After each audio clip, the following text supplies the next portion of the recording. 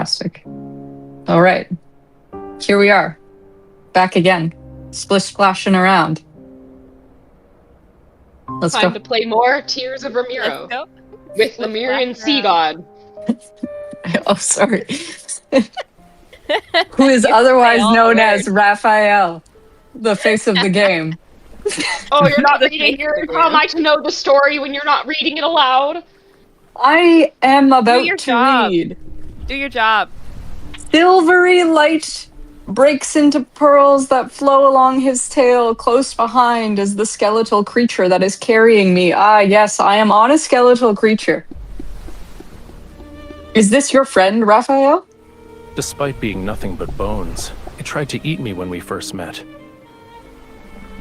Is that what friends do? Maybe. Could be. I'd say it's we don't want to know.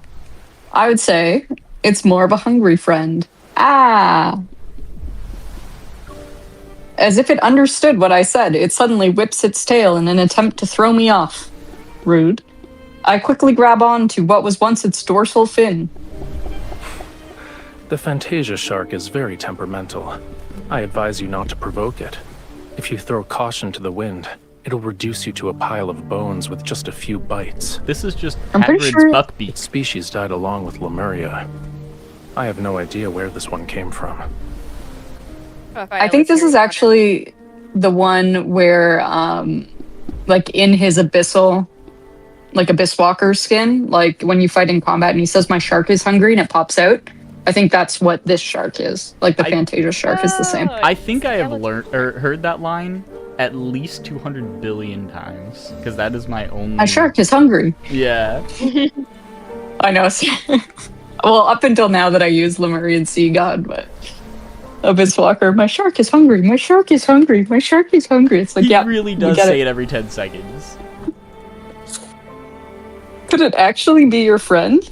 From before you went to sleep, I mean.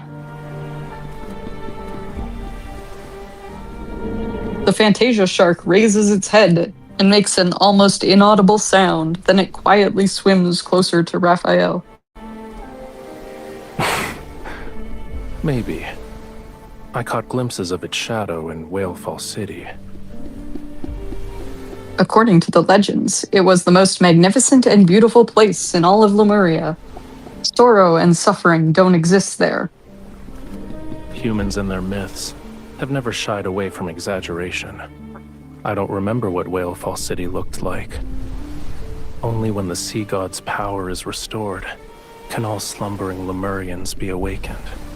And then, Whalefall City shall return to this world. That's interesting. That's good. You have a homeland worth longing for. You're implying that yours isn't. It abandoned me first. Not wanting to continue this conversation, I pretend to admire the Fantasia shark. After a moment, an idea appears in my mind. "Raphael, come here. I want to give you a gift. I don't know what I've brought with me, but we'll find out. But just so you're aware, I haven't done this in a long time. It might not work." Okay, we don't know what's going on now. I should keep my expectations low then? Probably.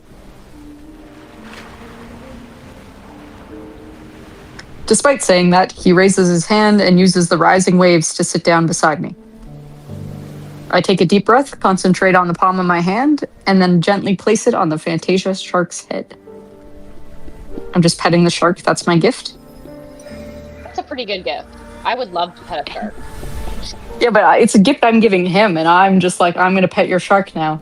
You better watch out. I've been told he's hungry. If someone has like an ugly dog and you pet their dog, that's kind of a gift to them. That is my gift. You wouldn't announce it, though. You wouldn't be like, "I'm about to give you a gift." Pet their ugly You're dog. welcome. In the darkness, a faint power slowly awakens. It cautiously moves towards me bit by bit. I relax my breathing and try to become part of that power. I capture every subtle change. I can sense it. A gentle radiance spreads out from the Fantasia shark. Layers of blue tint the seawater and faintly reveal the silhouette of a city. What am I doing? While indistinct, its beautiful and magnificent form is still visible. Am I making Whale Fall City? You're creating it right now? Just I am. Right now. I thought this Fantasia shark missed Whale Fall City too, so I tried to resonate with it. Did that bring back any memories? Seems like yes. Raphael doesn't say a word until the water turns black once more. I'm forced to break this strange silence. I didn't expect it to work. I haven't resonated in a long time, and I only used it to help others find lost crabs and turtles. How? How does that help you? Lost How? crabs and turtles. Does that explain the seagulls? What about the Explain. seagulls? Remember how the Like seagulls your stopped crabs and coming? turtles. She can also do it on seagulls. I don't recall this seagull myth. I don't. What are you talking about? The seagull thing. The Like, seagulls. are I don't you- remember the seagulls. She Are kept you talking controlling- about Raphael's like seagull choir? Seagull choir? Maybe that was it. I thought she was controlling the seagulls. I don't think she's controlling the seagulls. Just crabs and turtles, okay. They have to have a But shelter. she's not she's fine. controlling them. She's just finding them. She's search and rescue.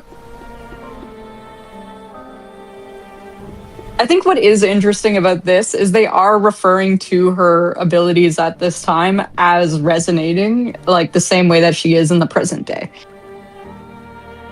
Because it's like I feel like a lot of the other myths allude to Yeah, like 'cause, the like- resonating power. Zane's calls like the resonating, etc. They're like, oh, she's like a god, but she's just a woman doing resonating. Not entirely true, because she makes like a magic carpet from water. Yeah, and but I shit. think the resonating power, she's just not using it to its full ability in the current day. That's possible. It can like create things, Yeah. Thank you. control things. Well, it can be used to find missing things and also display in a like a hologram type of way memories. That's what she kind of just did in the ocean. So it has a variety of uses, I guess. I think it can do almost anything depending who she's paired with. That makes sense. What? You helped me see Whale Fall City.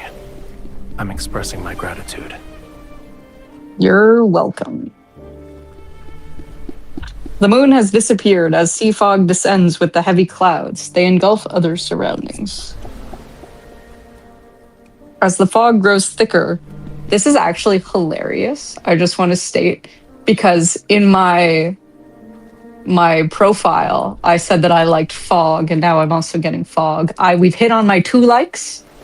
Sparkling Raphael's water and delivered fog. them both. Yeah, I've got the sparkling water and the fog. A perfect match. Oh my gosh, how romantic. As the fog grows thicker, my doubts continue to take root in the depths of my heart. You still haven't told me where we are going, Raphael. We'll arrive at our destination once the fog clears. And you still aren't going to tell me. But just as I'm about to press for more details, I suddenly feel like my mind is being enshrouded by fog. My consciousness becomes heavy. Something's wrong with this fog. Oh, it's The haunted fog. Oh is no. as it should be. Apparently nothing is wrong with this fog. Just close your eyes and get some rest while you can.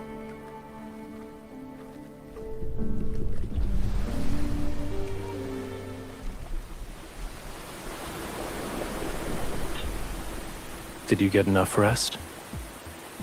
Maybe.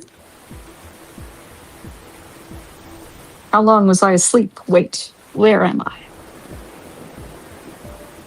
The surrounding seawater surges violently. It rushes with the force of 1,000 avalanches toward a massive oceanic abyss. It's like the crack between the heaven and earth.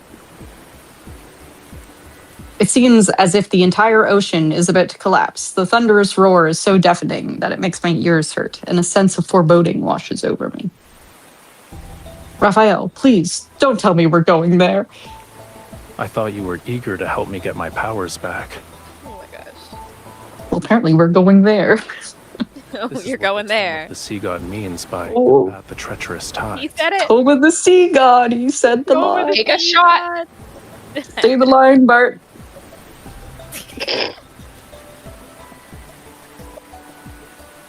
Now I understand what he meant when he said opportunity. Is it too late for me to change my mind? What do you think? No. No, I can leave. I sigh. I resign myself to my fate as I hold him tightly, close my eyes, and allow him to take me into the bottomless oceanic abyss.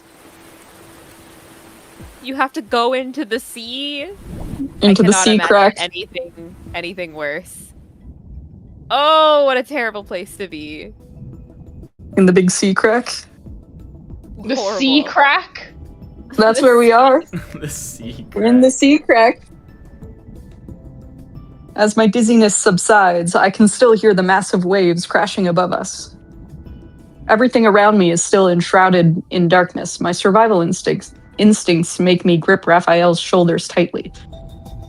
Is it over? It's only the beginning. Oh, sir. How could he do this to you? We don't want to go into the sea crack. He holds me close as we continue swimming towards greater depths. After what feels like an eternity, our feet finally touch a flat seabed.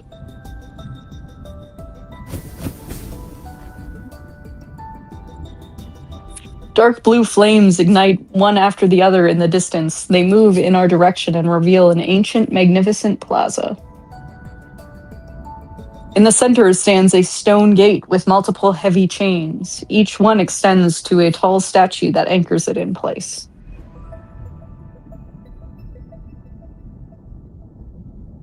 The Lemurians have a lot of ruins. This is the sea god's tomb. What? What a rude thing to say. Oh, you've got a lot of ruins. A lot of Everything your you have? society is like dead and gone. Yeah, exactly. Like, why is all your stuff trash?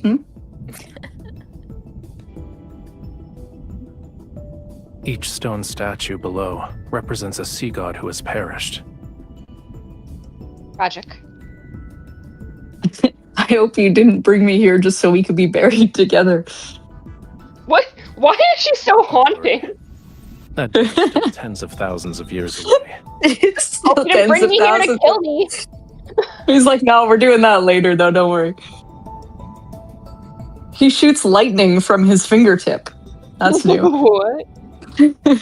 And it hits one of the guardian statues. Stop pretending.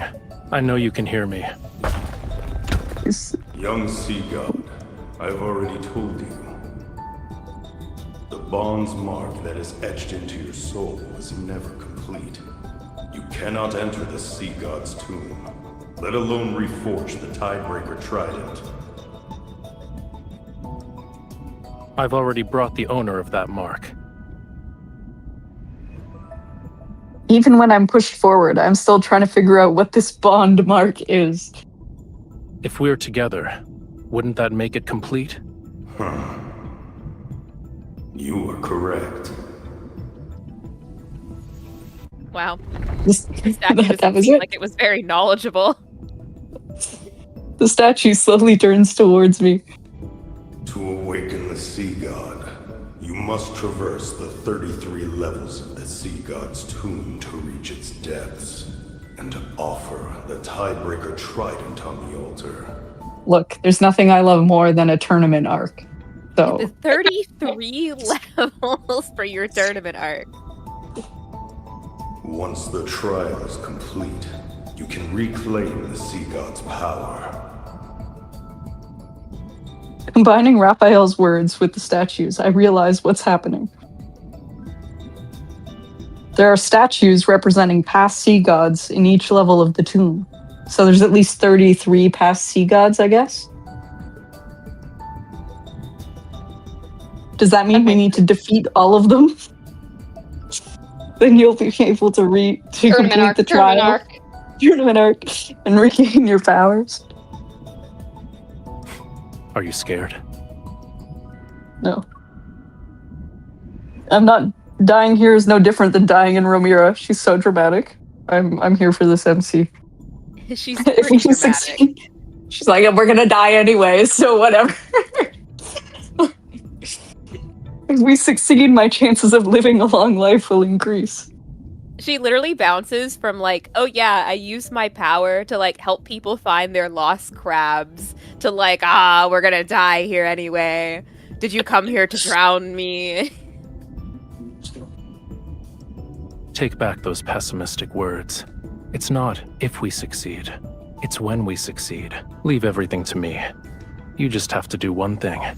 Oh no, what's the one thing? Which is? Don't die. Look. That's a lot. You can't just tell somebody not to die. He has so many tasks. He's like, hey, we started this off by remember and do 3 things. Now he's like, now you gotta do another thing. Just, why don't we chill and we don't have to do anything? Now you gotta do 33 levels of things. I gotta not die 33 times. The Tidebreaker Trident materializes in Raphael's hand as he walks to the stone gate. I take a deep breath and summon a silver sword. So that's kind of cool, because I guess that's the sword that you have when you're fighting with him as the companion. But why Let's does she begin. have a sword? Because she summoned one.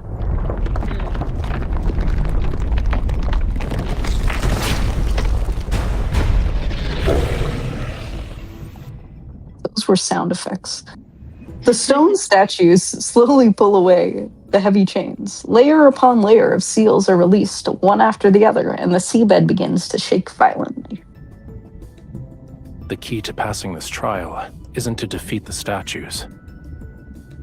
Question mark. He suddenly pulls me close, lowers his voice, and enigmatic mirth flickers in the depth of his gaze. It's related to reaching the altar. So it's a race, not a fight. As soon as a gap appears in the stone gate, Raphael swings his trident and creates a maelstrom. It sweeps us up and propels us through the entrance.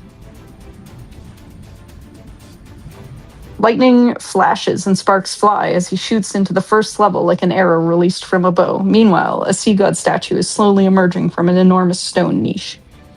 So if they did 11 Deep Space Amusement Park, this would be his roller coaster. It would be. I think Raphael would have a water ride. Yeah, you know, it's a water roller coaster. They would do like one of those combination rides where it's like you're on a track but you're in the water. Splash Mountain? No, there's one that I'm thinking of. I'll follow up later. Jurassic pull up Park some- Jungle Ride. Some dramatic, like, not very farm or like Six Flags ride that no one outside of the U.S. knows anything about. Yeah, I am actually. Yeah, I'm gonna find it. This Water is actually the coasters. They're very EAC popular. from Finding Nemo. One It is Finding Nemo. thing that's cool about this scene is like what they're describing, what he's doing right now is again literally what happens in combat. Like when you fight, he goes in like a water vortex and flies into the sky. We just love the little details in these games. Young sea god. All right, Lemurians can have facial hair. Let it be known, this one is long-bearded sea god. Oh, he does. We get the lore drop? That's awesome. With the lore drop, they can grow facial hair. Lightning strikes and catches the statue off guard. It's knocked back into the stone niche. Raphael doesn't linger. He rides the current into the second level and unleashes another lightning bolt without hesitation. I hope I don't have to read a sentence for all 33 levels. Sword-wielding sea god. Chaos surrounds us as an unprecedented scorching heat radiates from Raphael's body, yet his gaze remains exceptionally sharp and composed. The stone statues are either knocked back before they can fully emerge or slow in their hopeless pursuit of us. Duck. I swing my sword to cut down several coral arrows flying toward us, but I won't tell you the rest because it went away. Oh. Went away too fast. Went away. Where was I? Coral arrows flying towards us, only to feel the arm around me tighten like a blazing. Okay, this is probably gonna be on the screen. Like a blazing flame, Raphael turns the entire sea god's tomb upside down. He takes away the words too quickly for me to read.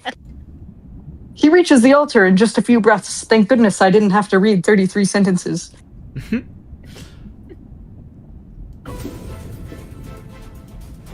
With lightning speed, he unleashes the Tidebreaker Trident, and a radiant brilliance akin to daylight fills the sea god's tomb. What is the meaning of this? Why is the latest incarnation of the sea god so disrespectful? Well done. A young god should have a young god's vitality. This won't do. We need to add a new rule. Shortcuts are not allowed. Otherwise, my ancient stones will crumble to pieces. How is it over already? I finally got a chance to stretch my muscles, but I haven't even made my grand entrance yet. The surrounding clamor fades. Hazy threads of light gradually wrap themselves around my and Raphael's hands.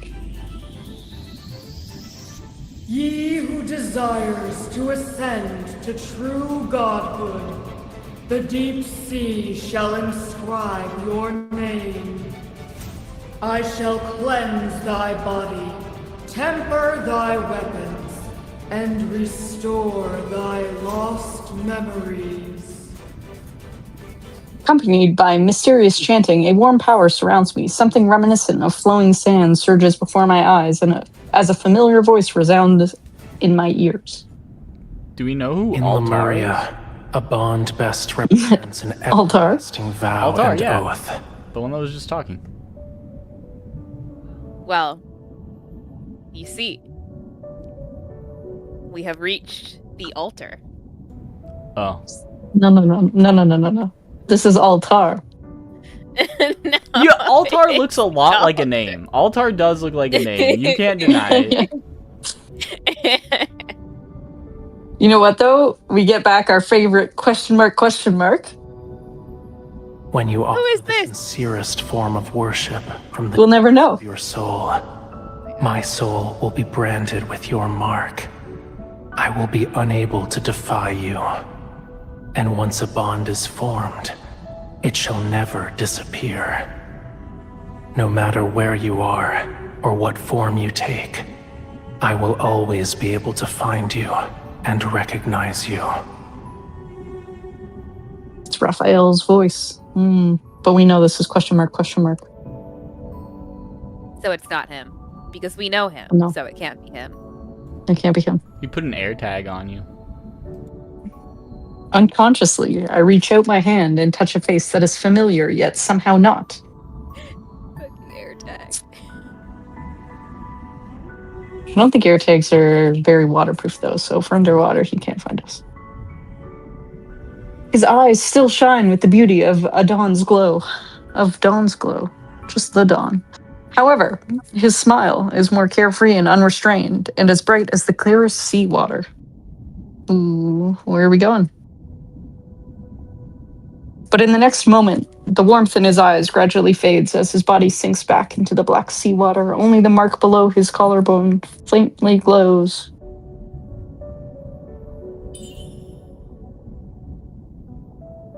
Lemurian covenant, I promised you.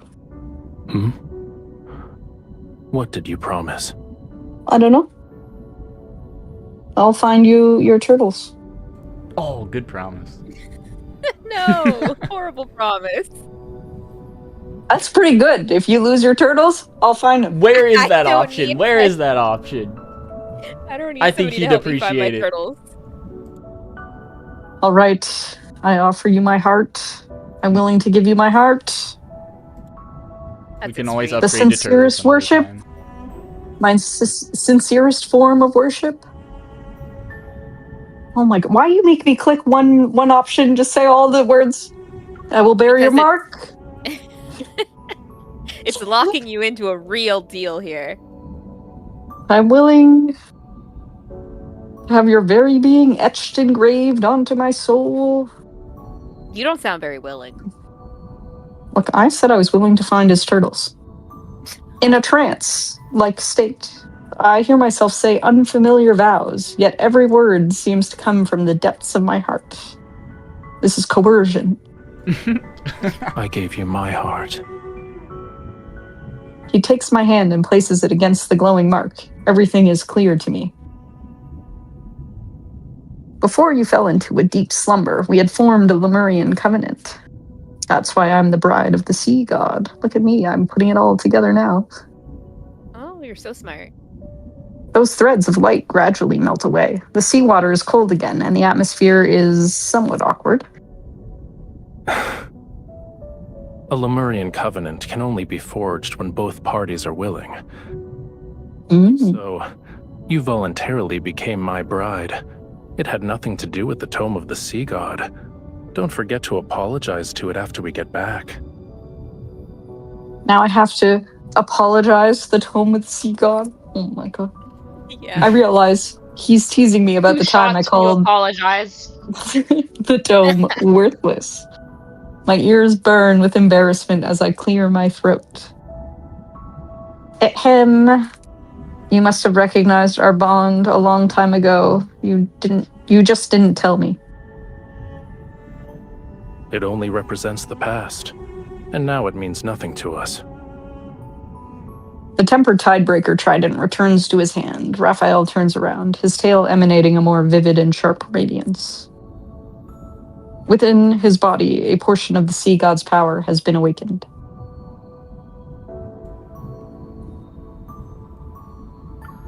Did he You don't want to expose your weekend? What? Name what? The trident? Did he choose to name it the tempered something? No. trident? It's tempered because the altar said that it was going to temper our weapons. What about that other part? Tidebreaker. The tidebreaker, that's what they were calling it already. I think that's just what it is. Like, the sea god has the tidebreaker trident. Oh, I know. Our bond means I can command you. You don't want to expose this weakness, do you?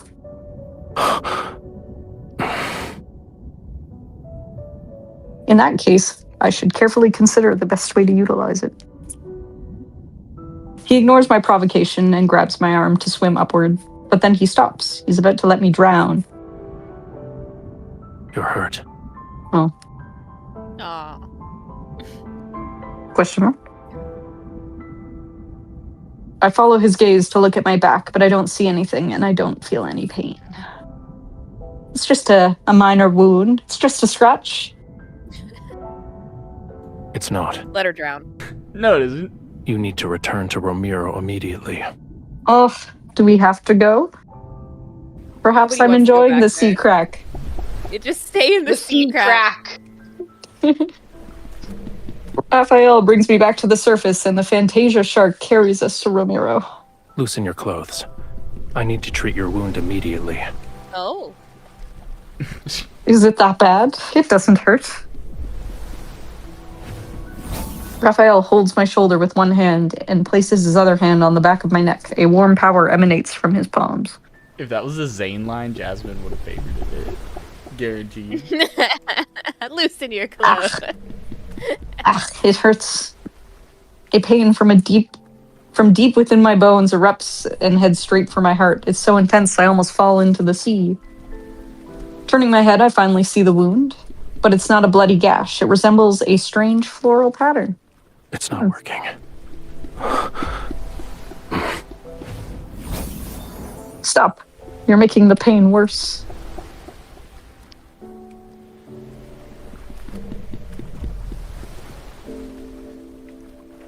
Yet long after Raphael stops, the pain doesn't subside. I break into a cold sweat, and the drops reach my eyes. They trigger another kind of sharp pain. The pain of having sweat in your eyes. Once the fog clears, you'll feel better. That is a terrible feeling. Raphael, I need a favor. I groggily lift my eyelids as I rest on his lap. There are rumors. They say the sea god's song can enchant people's hearts and make them lose themselves in illusions. Could you possibly Don't believe baseless rumors anymore. Can't you try? I'll use our bond and...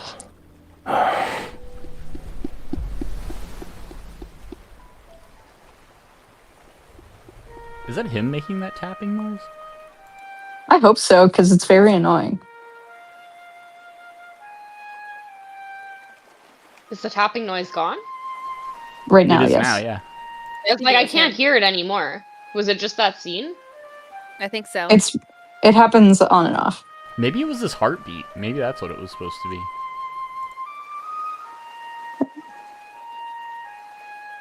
A melody is played on a flute. It flows across the rippling, glittering sea and gently falls into my ears. It's unfamiliar yet captivating as it guides me. I descend into a magnificent dream.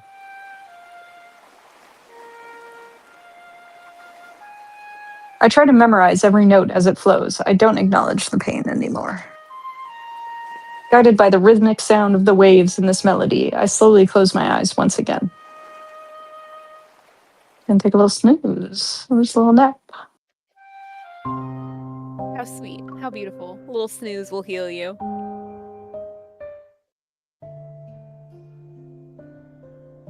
After returning to Romirro, Raphael immediately confines me to the temple. He requests that I don't go outside until my wound is fully healed. Although I don't understand why he's being excessively cautious, he stays in Romirro. It's a pleasant surprise. However, the wound on my back often makes me disoriented. Sometimes I can hear faint crackling sounds deep within my spine. That's not good. As if there are fish nibbling on coral. Maybe a more apt description would be how it felt similar to seawater washing over new scales. That would not be a more apt description. That's a worse description. At other times, I'm fully conscious, yet somehow unable to open my eyes. However, there's one thing I remember clearly. Whenever I curl up into a ball because of the searing pain, the sound of a flute drifts into my ears and numbs my suffering. And soon after, I drift back into a soft, peaceful sleep.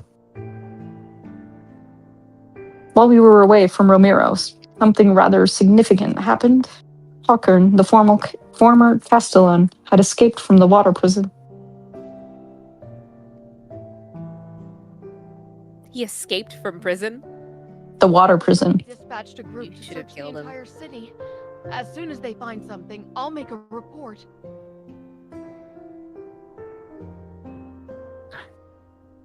Hey, the lady in wait immediately falls silent outside the curtain.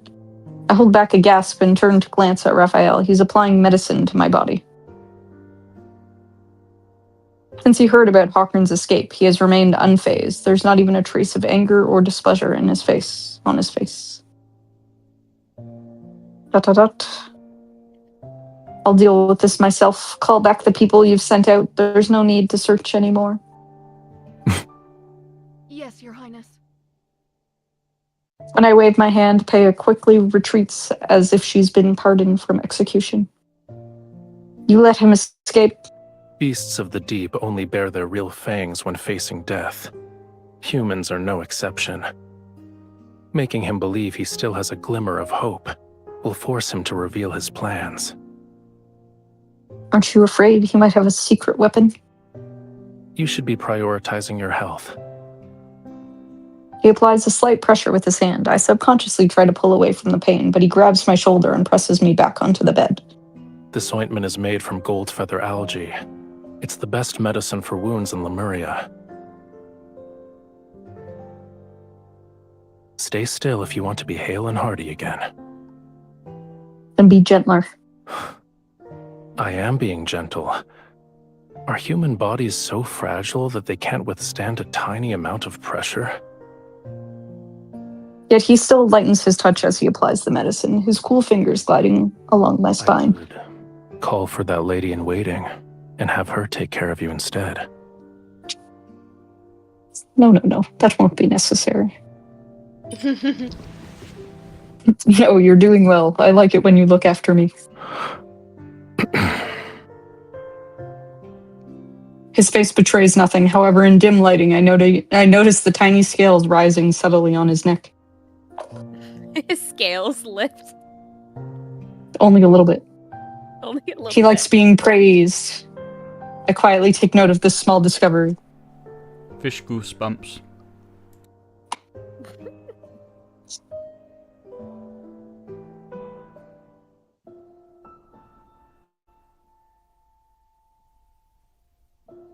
That night, I develop a fever again. It often happens during these past few days.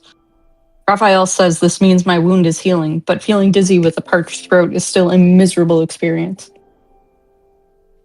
Raphael, could you lend me your tail to cool down again? No. We agreed that No. last night would be the last time. No. Sick of you. No. Just immediate. Through the translucent curtains, I see him lazily soaking in the pool, his tail creating ripples across the water's surface. It's not like I'll do anything, I only want to lean against it for a bit.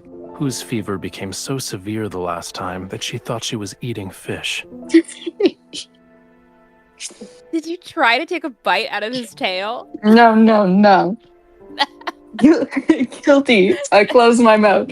I mean, understandable why he was so quick to shut it down. The heat inside my body is still making me miserable.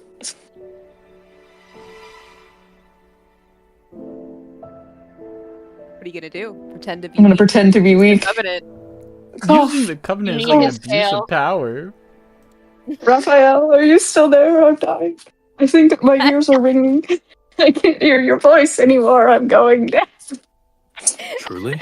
If only he would warm you with his tail. I want to be cooled with the tail.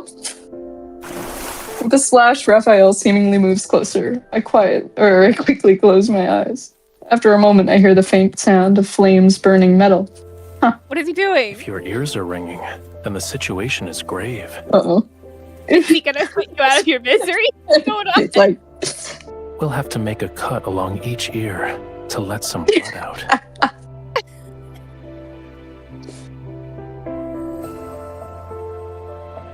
I quickly sit up and grab the small knife that Raphael is holding over the candle flame.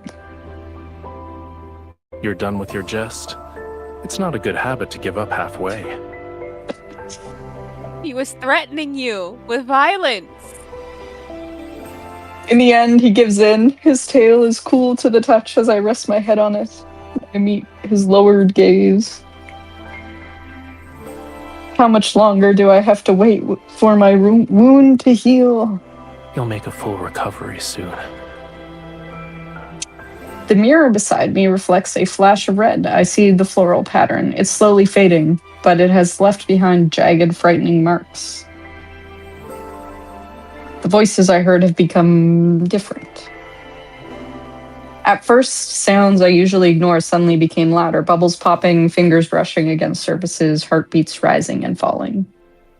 Then the sound of churning seawater becomes increasingly clear in my ears. Even though the temple is far away from the beach, I can still hear the movements of the tide. Why are you so concerned about this injury? It will make you more like a Lemurian. Your senses become heightened, so you'll be able to hear the call of the most distant oceans and see extraordinarily vibrant colors. I'm becoming a sea vampire? Is that what's happening right now? The absent-minded... Everyone gets vampires. Everyone gets vampires. He absent-mindedly runs his fingers through my hair. But you are a human. You'll become an outcast on land. Look, I don't have to live on land. Then you'll be unable to hear any sounds unless they're in the ocean.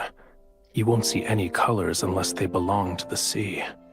Your legs will become too weak to walk on land, and you'll suffer. Seawater will flood your mouth and nose and rise in your throat. This sounds like drowning. In the end, you'll drown on dry land. Dot, dot, dot. It doesn't look like you're afraid. Because you'll keep me alive, you will, yeah? He laughs softly, feels my forehead, and then picks up a cup of water. He helps me drink it. If you try to make excuses again tomorrow, There's no You're guarantee. so feeble right now. You couldn't possibly manage on your own. And then he's just like, but tomorrow, if you do this again, I might just leave you to die.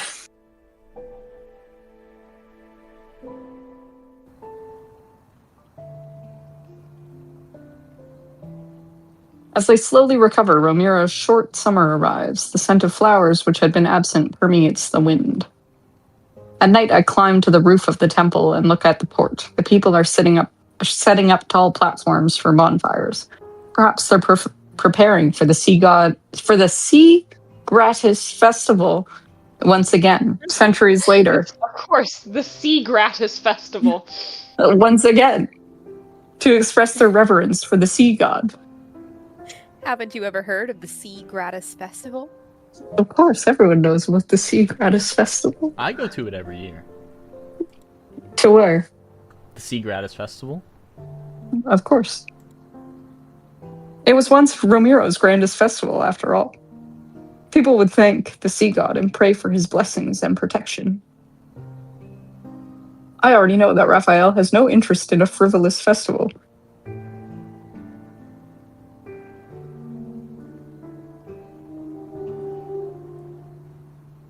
You're still injured. Yeah, and I know. I didn't leave the temple. So defensive. I pat the spot beside me and invite him to sit down. Then I return my attention to the conch shell in my hand. I'm just walking around with the conch shell. It sounds terrible. Sounds terrible. It's like, you suck at this. What was that? I'm trying to play the conch shell. I'm not good. I'm sick. You suck. I'm ill. Why did it sound like He a twirls the saxophone? flute. Because I'm not good.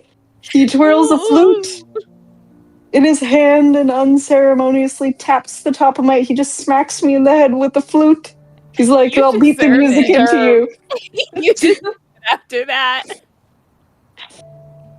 That's not how you play it.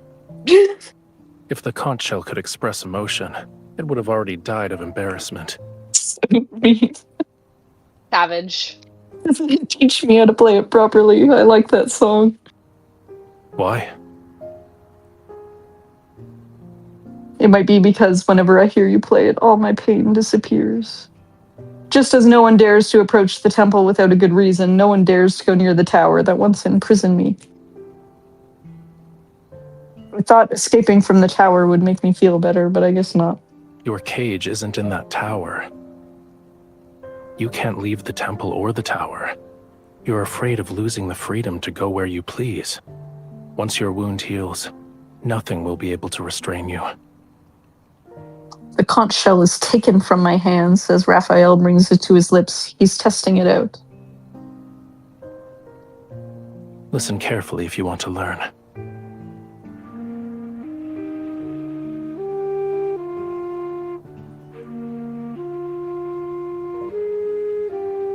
The melodious tune rises and it mingles with the evening breeze and moonlight before floating away.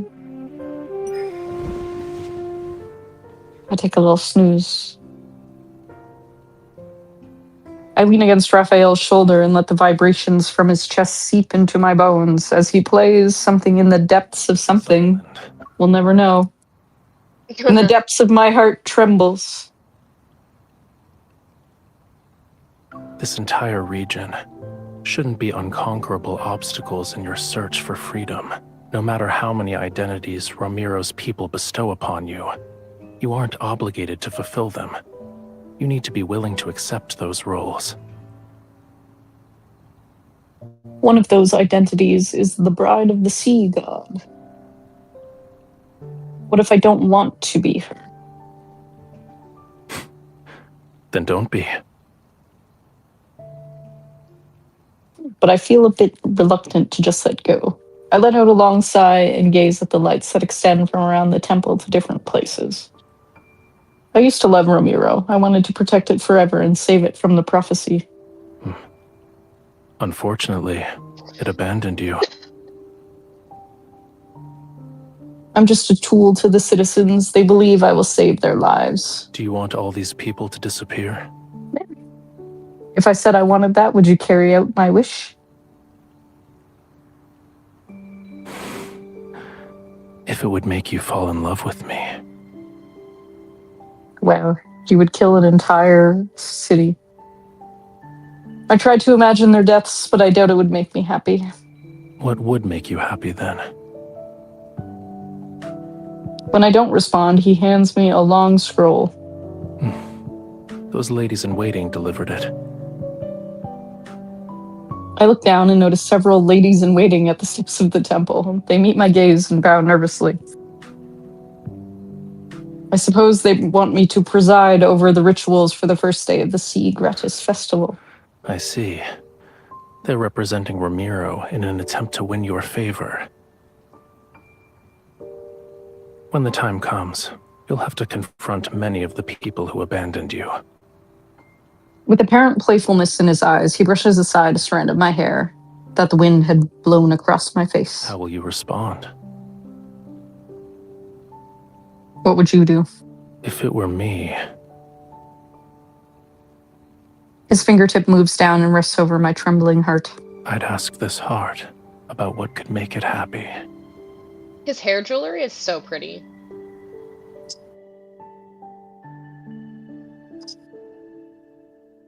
Yeah.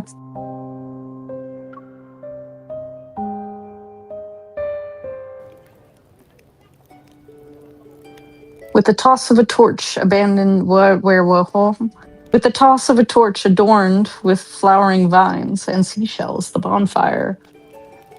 into the bonfire and the rise of dancing flames, the Sea Gratis Festival. Is this the new Sea God, Tome of the Sea God? Sea Gratis Festival. Sea Gratis, drink for Sea Gratis. Oh, we're coming back to the Summoneo staff. I descend from the elevated platform by the shore. Give the Summoneo staff to Very. I don't know who Very is for safekeeping. I don't trust Very. And then remove the heavy crown from my head. Thank you, Your Highness. No need. You hold on to my Summoneo staff. In the end. I don't know. I trust Barry. I don't. I like Barry. She was hiding in the shadows. She's being sneaky. She's trying to sneak away with my Summoneo staff. I agreed to preside over the ritual for the Sea Gratis Festival. The reason is simple, because the sea god was forgotten and hated for centuries. I'm the only one who still knows how to perform the ceremony. Of course, this ritual respected the sea god's opinion. So many of the complicated,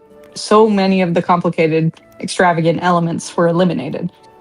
Interesting, because this is opposite to how most people perceive Raphael as wanting all this, like, extra crap.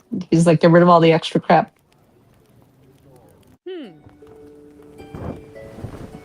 Why did you think the sea god would enjoy a dance that looks like crabs are fighting?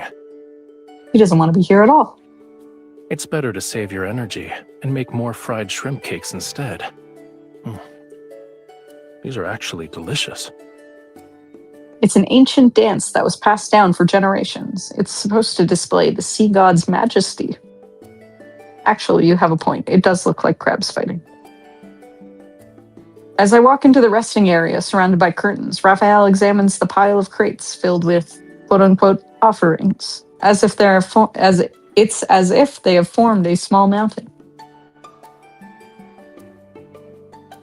Because he said the fried shrimp cakes from the city's eastern district were delicious, people rushed to replace their offering with fried shrimp cakes. Why don't you make more special requests? You could ask for their assistance when you dive into the deep for pearls.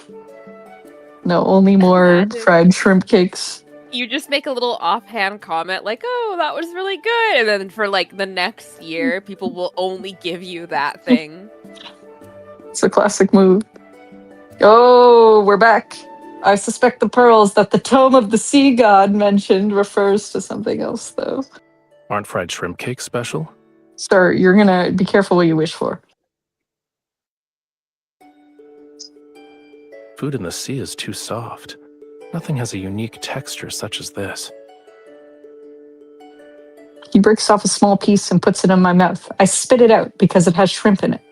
Then he tosses upward above. I thought those were the real text. A bubble filled with water to wash his... Oh, you know how convenient that'd be? You know how many times you go out in the public and there's just, like, nowhere to wash your hands? You just wash it in How your delightful. portable But bubble. like he's just washing it with water though, you know, like he's not using soap. There's no disinfectant in there. If But he's got anything, it's fire, probably he like really fishy Boil the water. water off. Yeah, Are well, you gonna okay, but it's pour better than nothing. oil?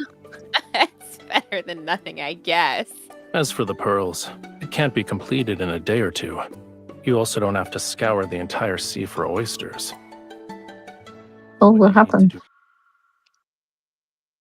No, nothing. Nothing happened. Okay. His fingertips lift my necklace. His eyes reveal what he's saying. Apply medicine. Rude. I loosen my collar and sit off to the side. When I think about how this wound is almost fully healed, I feel a tinge of sadness. During the ceremony, I realized for the first time that the sea wasn't completely black. I was in the sea. The sound of waves drifts leisurely in from beyond the curtains. It embraces my ears with a gentleness I never thought was possible. I also never imagined that the fragments of rainbow-colored light shimmered beneath the dark-colored waves and among the towering white crests. Don't say that. Once your wound heals, you'll have plenty of ways to see it again. All right. Raphael, you're getting better at taking care of people. You don't hurt me anymore. If I couldn't do this simple task well at this point, wouldn't the sea god's divinity be tarnished? However, should you miss that pain, I can help you experience it again. No, that won't be necessary. Stop. Your Highness, someone has brought a prayer flower basket. Oh, very. Back at it again. Where's my Summoneo staff?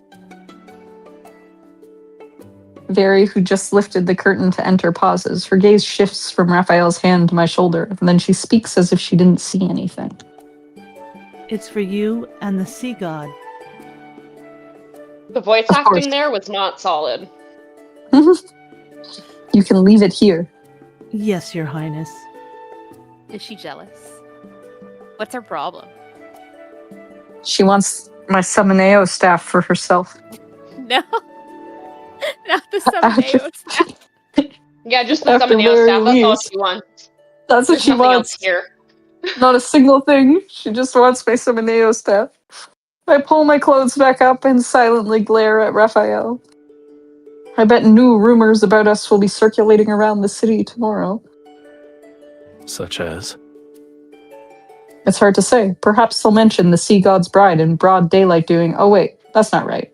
The people shall speak of her doing this and that with the sea god in the dark hours of the night. What exactly is this and that? I don't understand.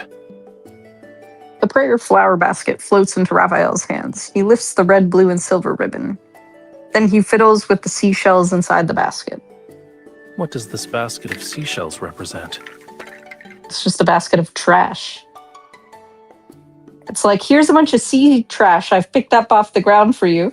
Enjoy. It's one of the glad traditions. You're reading the lines as they're written. I'm glad It's one you're of the really traditions covered all the style. of the Sea Gratis Festival is to go around. Every household does it. They prepare flower baskets filled with sea trash and seashells to exchange with others. Sea trash. The more beautiful the sea trash / seashells, the more beautiful the blessings they represent. It's how one can convey well wishes to the people. Are you saying you're anti-seashell? I'm saying I'm anti-handing me a bucket of sea trash. But why? A bucket of Why would any... sea trash. They may as well Why just would give it- you a bucket of sand in the ocean. Like, why, really? I like sand. Why would anyone want to exchange seashells with me? I have made it known I do not wish to have any. I tuck that thought away and pretend to be interested as I take the flower basket.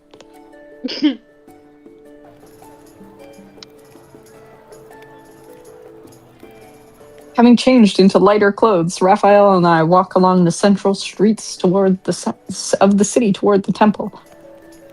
The moonlight and stars cast a blue glow across the night sky. They're like seawater flowing along the horizon as they rise and fall with clouds and mist.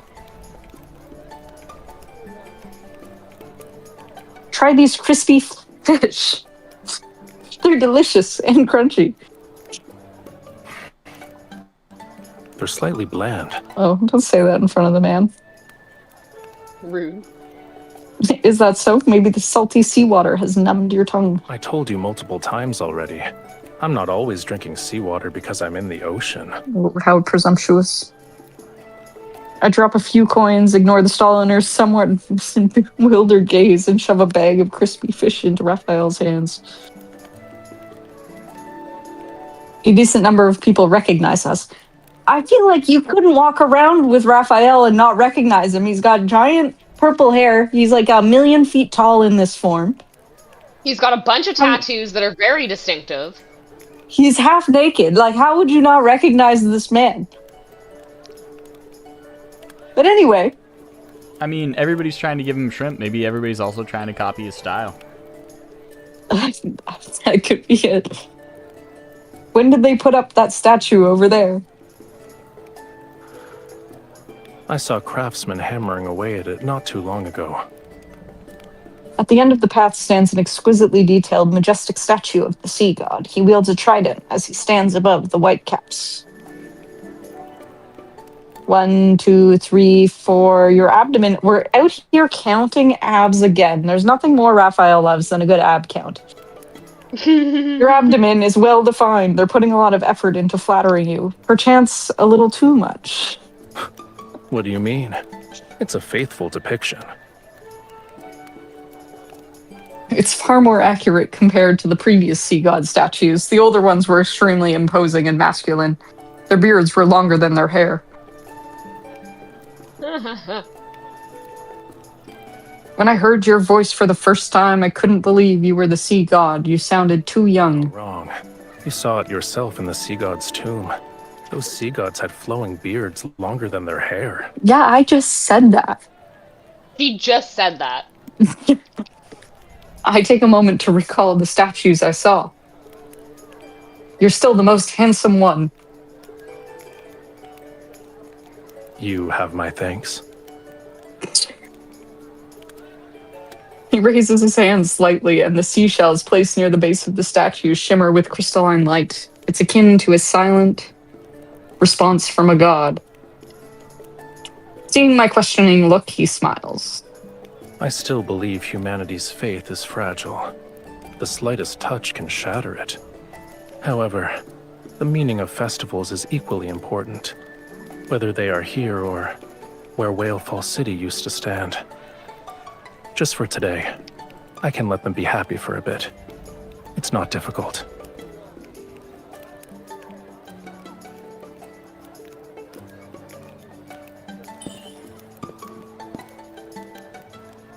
I hold his fingertips. What a weird.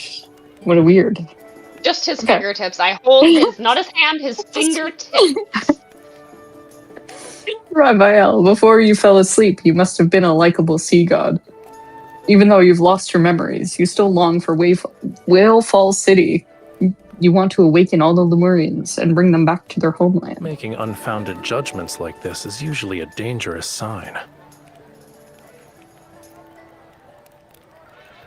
Who says it's unfounded? On a small scale, you dislike human worship, yet you still respond to their wishes. On a larger scale, you saved everyone during the lunar eclipse, despite the fact they hated and insulted you. And most importantly, I loved you once. It was enough to forge a covenant with you. At least that proves you're worthy of affection, you're worthy of being loved. Ahem. Now it's your turn. What?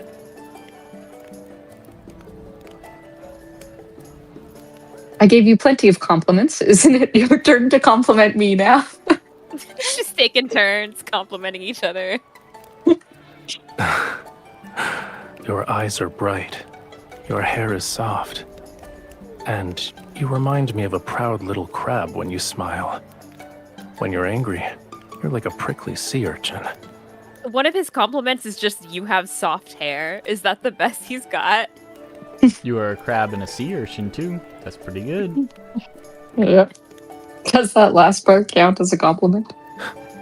Of course. If you lived at the bottom of the sea for thousands or tens of thousands of years, you would know how precious it is to see even a sliver of vibrant color. I open my mouth, but I am unable to find the right words. The basket in my hand sways slightly. I lower my head and I see a little girl slipping a pink seashell into my basket while taking another one. Just take all my sea trash. Don't give me more. After we make eye contact, she immediately scurries back to her mother, who's in the stall selling crispy fish. I very briefly read that as crappy fish, and I'm like, well, that's just, we don't know. The stall owner struggles with how she should respond. Then she gives me a forced smile. See? The people here like you too.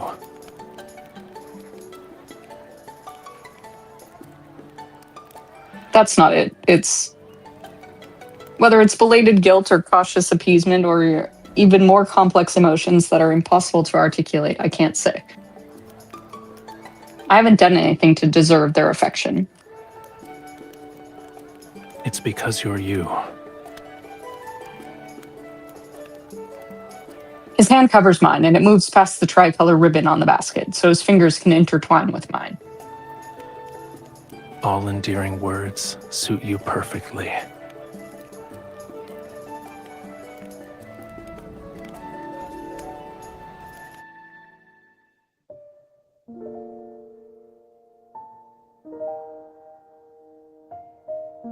By the time we return to the temple, there are a few more colorful seashells in my basket. Great, I'm glad I collected more sea trash. It's not a lot, however. I hang it by the windowsill, and I see Raphael is about to approach the pool. I quickly run over to stop him. The only thing I can think of right there is that you're not supposed to run by pools, but anyway. I think about that all the time. Imagine if that's how he gets taken out. Oh my god. Wait. There's still something we need to do. I take out the floral liqueur I had very prepare and pour it into a silver chalice. We celebrated with everyone else. Now it's time for our private celebration.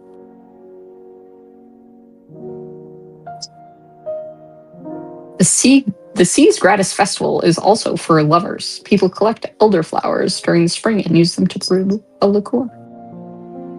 You're supposed to give it to your beloved on this day. Does this contain your entire Springs collection?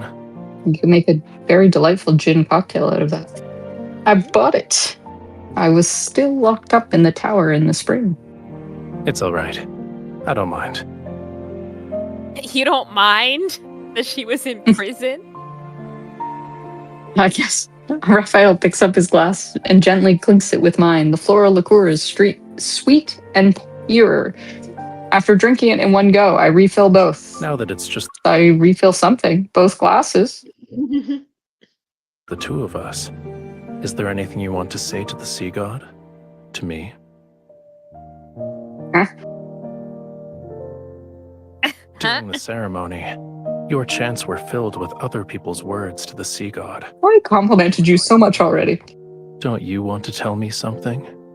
He hasn't Maybe I had can enough. make a wish Give come him true. more compliments. He needs more. Oh, so many off. Okay. Well, we're not going to say don't become the sea god because, like, obviously you should do that. He's already the sea god. More the sea god. Don't become more sea god. No. We want more sea god. Revenge. Do we want him to succeed in his revenge? I want him to succeed in his revenge. I am going to wish that he falls in love with me soon. Oh my gosh. Then I wish you could fall in love with me soon. Nah, exactly as I just said. That doesn't count. That doesn't count. Why? It's so difficult for you? It's too easy. Oh. Think of a more ambitious wish. As our glasses clink and the floral liqueur slowly disappears, Raphael suddenly holds out his hand to me. You told me that during the Sea's Gratis Festival, Humans exchange seashells to give blessings to each other. I've already given you a seashell. Shouldn't you give me something in return? I touch the seashell necklace around my neck. I rack my brain for what feels like ages, yet I can't think of anything that would be of equal value. I slip a pearl ring off my finger. I've worn this since I was a child. It's not the pearl that the tome of the sea god told you to find. Drink. But I'll give you a blessing that only belongs to this ring. May all your wishes come true. When that time comes, remember to take me to Whalefall City. I heard that rings are often gifts that symbolize romantic devotion in the world of humans. Does this mean you've fallen in love with me? Slow down. We do a little come closer. I contemplate his words for a moment before I lean forward and kiss the corner of his lips. What do you think? I think I need some more convincing proof. The breathing. Lots of breathing. Lots of That breathing. was a really deep We do breath. some breathing. He also just breathes whenever he doesn't want to answer. Which is often enough. That night, the sound of waves draws closer. Gentle, melodious music mixes with laughter. The Fantasia sharks swim. There's more than one Fantasia shark? All right. Overhead, vibrant colors burst before my eyes. Someone reaches out to hold my hand. My veil is lifted. I'm led towards the light. Then the music and laughter transform into weeping and screams. Oh. All colors fade into dull gray, and the hand that's slightly holding mine gradually turns cold. This peaceful Seawater music. engulfs everything. The cold overwhelms the world, and even the last melody played on a flute sinks into deathly silence. She's so dramatic. But that hand still doesn't let go of me. I'm being death gripped by a corpse. The music is just so happy. So happy. When the sun rises, come to the beach. I'll take you somewhere special. Am I better now? I'm allowed to leave, clearly. On the last day of the Seas Gratis Festival, I wake up and find a note Raphael left beside my pillow. Rosy daylight spreads across the horizon and paints the sky in distinctly warm colors, yet the wind carries an unusual chill. There's a smell, it's repulsive, fishy stench. Ew. Exclamation. I swiftly draw my silver sword and block an attack that was aimed at my heart, yet something akin to sharp claws pierces my shoulder. Why am I being attacked? It's like a coiled tentacle that's covered in thistle-like barbs. They dig deeper into my skin while I struggle. Who's attacking? Oh, you. Question mark, question mark, question mark. I know you, sir. Oh, no! Oh, no! I know who you are. I don't need the question marks. It's been a long time, he said. Oh, not long enough? Oh, that's where you went. Hawkern. I remember your name. You can't hide behind question marks. Was that his name? That's been his name the whole time. I don't remember. Still maintaining his sanctimonious facade, he emerges from the darkness. Behind him, several grotesque, elongated shadows extend outward. You were waiting for me. No, I was about to have a nice day. Your trap is too obvious. Have a nice day. You came now here, I'm you ruined here. my day. The toxin from the barb seeps into my blood. My body becomes numb. I doubt I'll die from it. Too bad. The sea god deceived you with a few empty words. You're still under his spell. Do you actually believe he'll save you? A little bit. He'll only lead you to your death for his own selfish desires. His eyes gleam with malicious intent. As my consciousness begins to fade, traces of light are gradually devoured by darkness. Don't resist. Now then, follow me. How can I follow you? I'm being poisoned. Everything I've done is for Romirro. I want to prevent it from following the same doomed path as the Muria.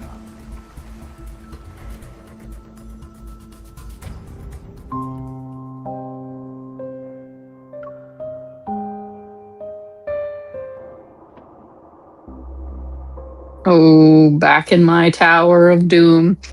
The pain in my shoulder wakes me as I open my eyes. I find myself in a cage I know all too well. My hands and feet have been shackled. Ew, what happened? Sensing a putrid, fishy smell, I see a massive, grotesque shadow on the wall. It's accompanied by by the sounds of something vicious being torn and peeled apart. I suddenly recall the spell he cast on me, the one he used to control me. Indeed, it's an ancient curse, but it's far too weak to control my bride. These magics can't be wielded by humans. Tell me where you found it.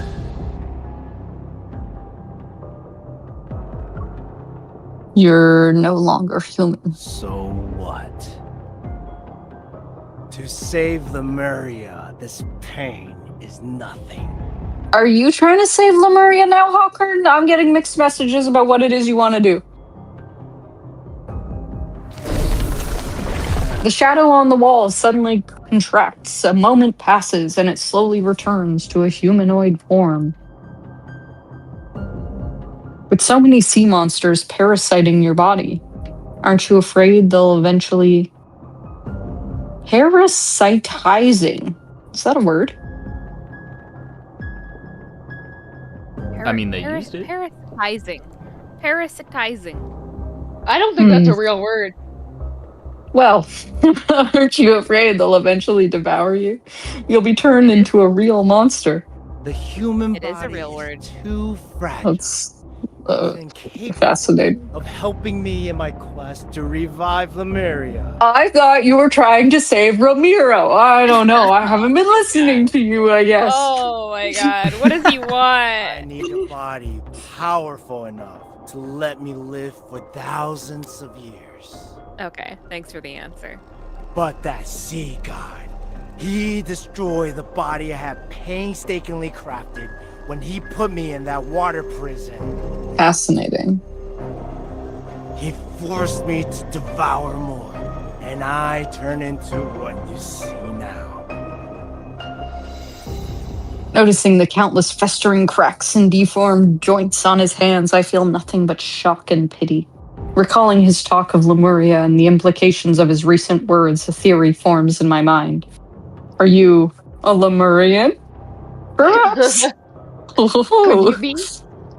There's no way. But you were have a born and beard. raised. No, we've established that. That's okay. Yeah, they can have beards. Oh, they can't. You're right. My bad. We saw all the long-beard sea gods. He's one of the It's long true. beards. Yes. But you were born and raised in Romirro. Lemuria was destroyed tens of thousands of years. Lemuria was never destroyed. Okay.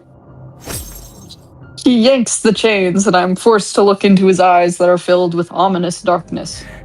It's sleeping. It's waiting for me. I don't think it's waiting for you.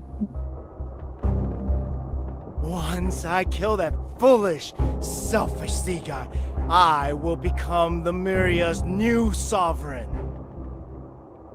I shall resurrect Lemuria, the only civilization that's glorious enough to rule this world!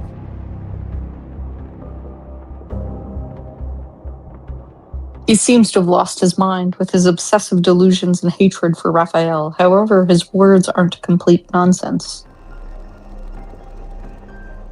I'm going to test him. Do you want to return to Lemuria? It's the most beautiful place in the world, and the homeland of all Lemurians. Don't you love your homeland? Wouldn't you want to save it? I'm not passionately enamored with Romirro. just like, no, don't get it. She's like, nah. Despite my feelings, I pretend to nod and agree with him. I understand, but this doesn't have anything to do with me. Why would you kidnap me to save Lemuria? Don't you remember? No. A tentacle tosses something at my feet. It's a small fractured stone tablet. However, I recognize it instantly. Is it the Tome of the Sea God? It is the Tome of the Sea God! The Sea God! Yeah! Here to Tome make of us the Sea drink God. one last time.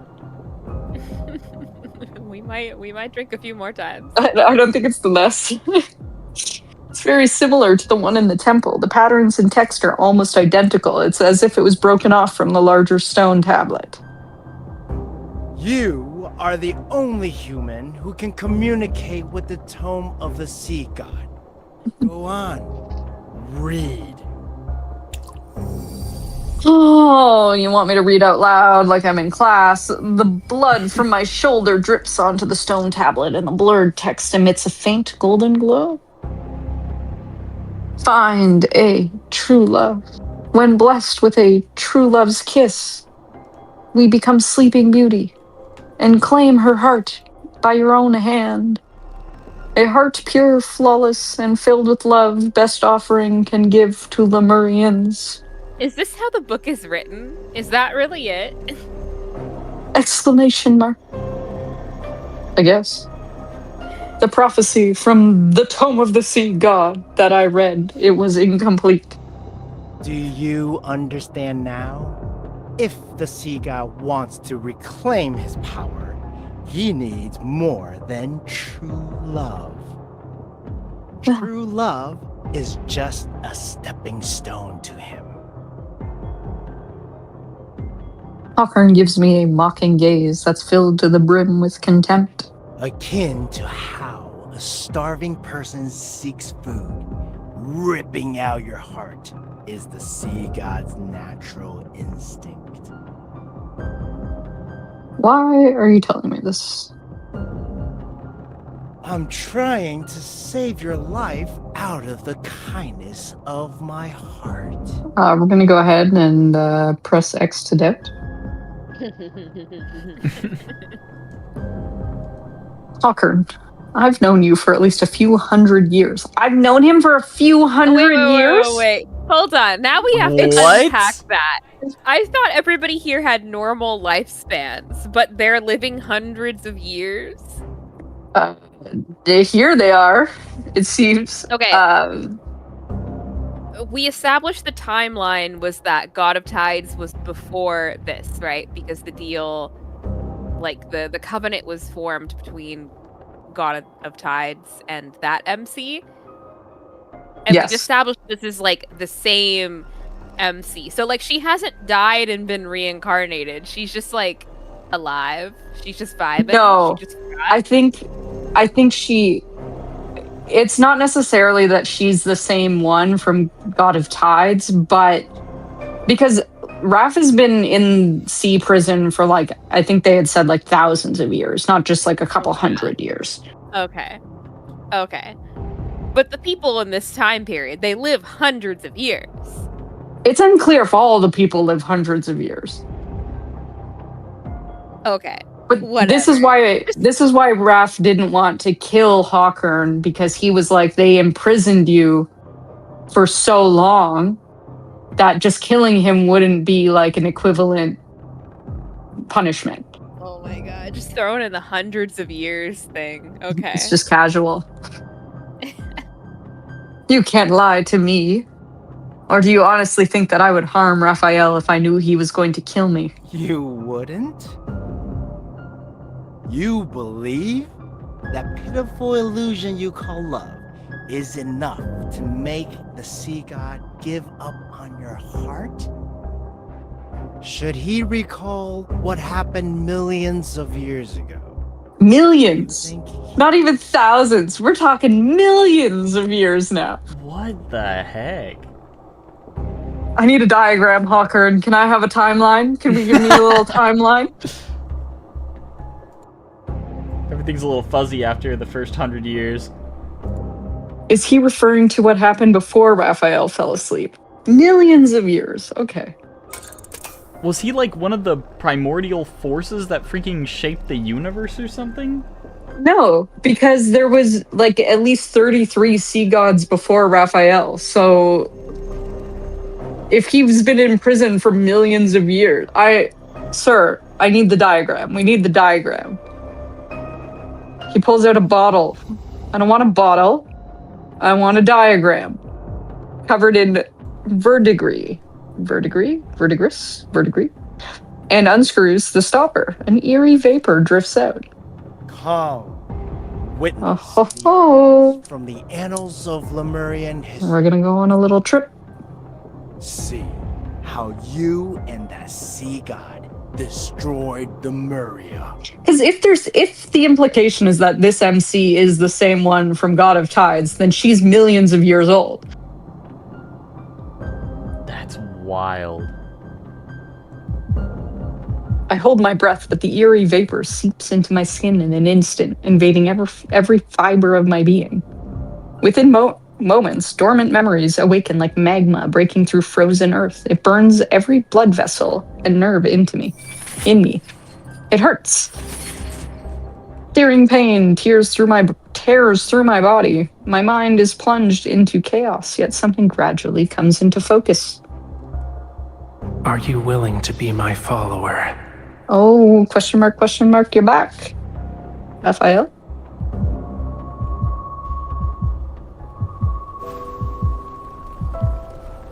The massive circular chamber is dim as twilight. The ground trembles as fractured stones cascade down from the domed ceiling. My body is suddenly pinned down. A sharp dagger is pressed against my chest, its tip drawing drops of blood.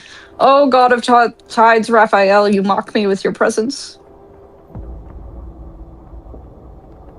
Raphael, no, that's not right. The Raphael before me is brighter, more radiant. Yet the dark blue flames that burn in his eyes and his expression are unnaturally detached. In his hand, he tightly grips the sharp dagger. It's poised, ready to pierce my heart. I can't make a sound. I grab the handle of the dagger and use all my strength to fight against death itself. The trembling tip of the dagger freezes. Run. But the detached hostility returns to his eyes as blue and golden light radiates from his body.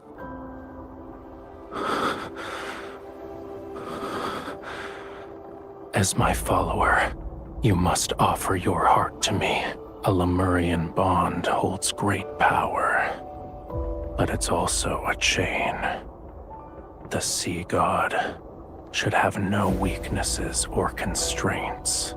This would be a higher tier scene if they made his eyes glow blue like they do in other scenes.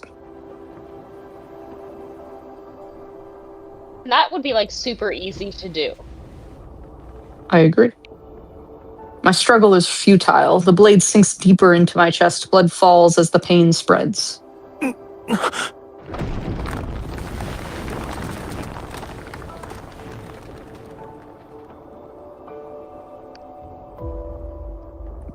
There's a loud crash and the restraint on my body loosens. Raphael leans against a wall that is far away from me. Pain has contorted his face. Inside, the stone niche burns a gentle yet feeble flame. It's so weak that a breeze could extinguish it. Stay away from me. This is interesting because it's very similar to like the storyline, like the main story when you go, if you do the Raphael path in that one where you can pick up the 3 like original boys. Oh. Because he gets some power of the sea god and then he like flips where he's not like present anymore and he's like the sea god and he's like, who are you? Are you here as an offering to me? And he's just like completely not like present. And like this seems to be very similar where he's flipping back and forth between like being consumed by the sea god and then also being like present in Raphael. Interesting. I don't remember if I read this, so I'm going to read it again. Those dark blue and golden lights still surround him. However, the blue flames in his eyes have been extinguished, or rather suppressed. I feel like I already read it. You cannot stay here. Lemuria's flame requires the hearts of our followers to sustain it. This is wrong. Should it continue, 'tis only a matter of time before I lose control and hurt you again. Okay, so then, yeah, I guess he can be consumed by the sea god's power, and then he's not this version of him anymore. You must find a method that will allow it to burn forever. That shall be Lemuria's true path. The flame from the niche gently floats to Raphael's fingertips, then it transforms into countless delicate threads of light that flow towards my chest. Shocked, I try to break free, yet I find myself bound by these threads. A strange warm power flows into my heart. Legend. It says the wick of a flame exists in the place where all oceans converge. Find it, and Lemuria will be enveloped in light and endure forevermore. Water currents embrace me and carry me out of the temple. From a distance, Raphael gives me a gentle smile. I shall ensure Whalefall City remains exactly as you remember it. I can't believe they just tucked God of Tides Raphael in here. I know. This is my promise to you. I just needed him to have legs. For 'tis Lemuria's vow, a bond everlasting.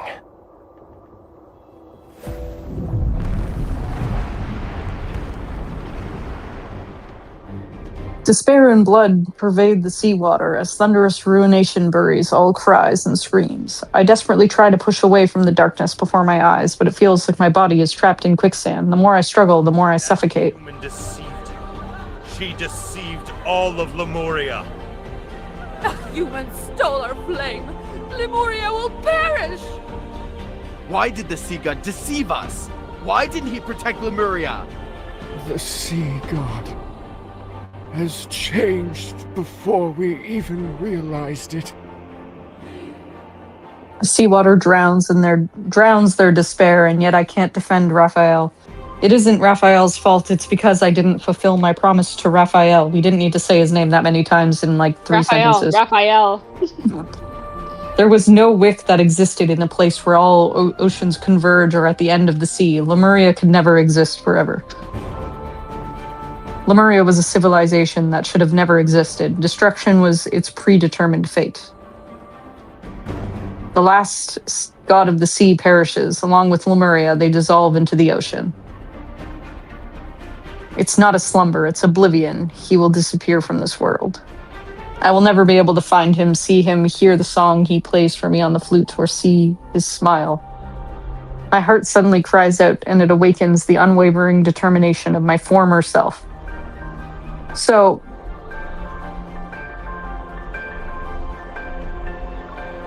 I guess you won't let him die. We're not going to let him die. That's the only choice we've got. And the price that must be paid, it doesn't matter. But, so this scene, oh, look at that little Orby. We've seen that Orby before. You get an Orby. Where was this Orby before? Did I get this Orby? I got this Orby. Yeah. This is where we first encountered the rave. The rave. The rave. That's what connects all the love interests. The rave god. The rave. They're all going to the rave. This is all a very elaborate setup to sell Coachella tickets. Oh my god.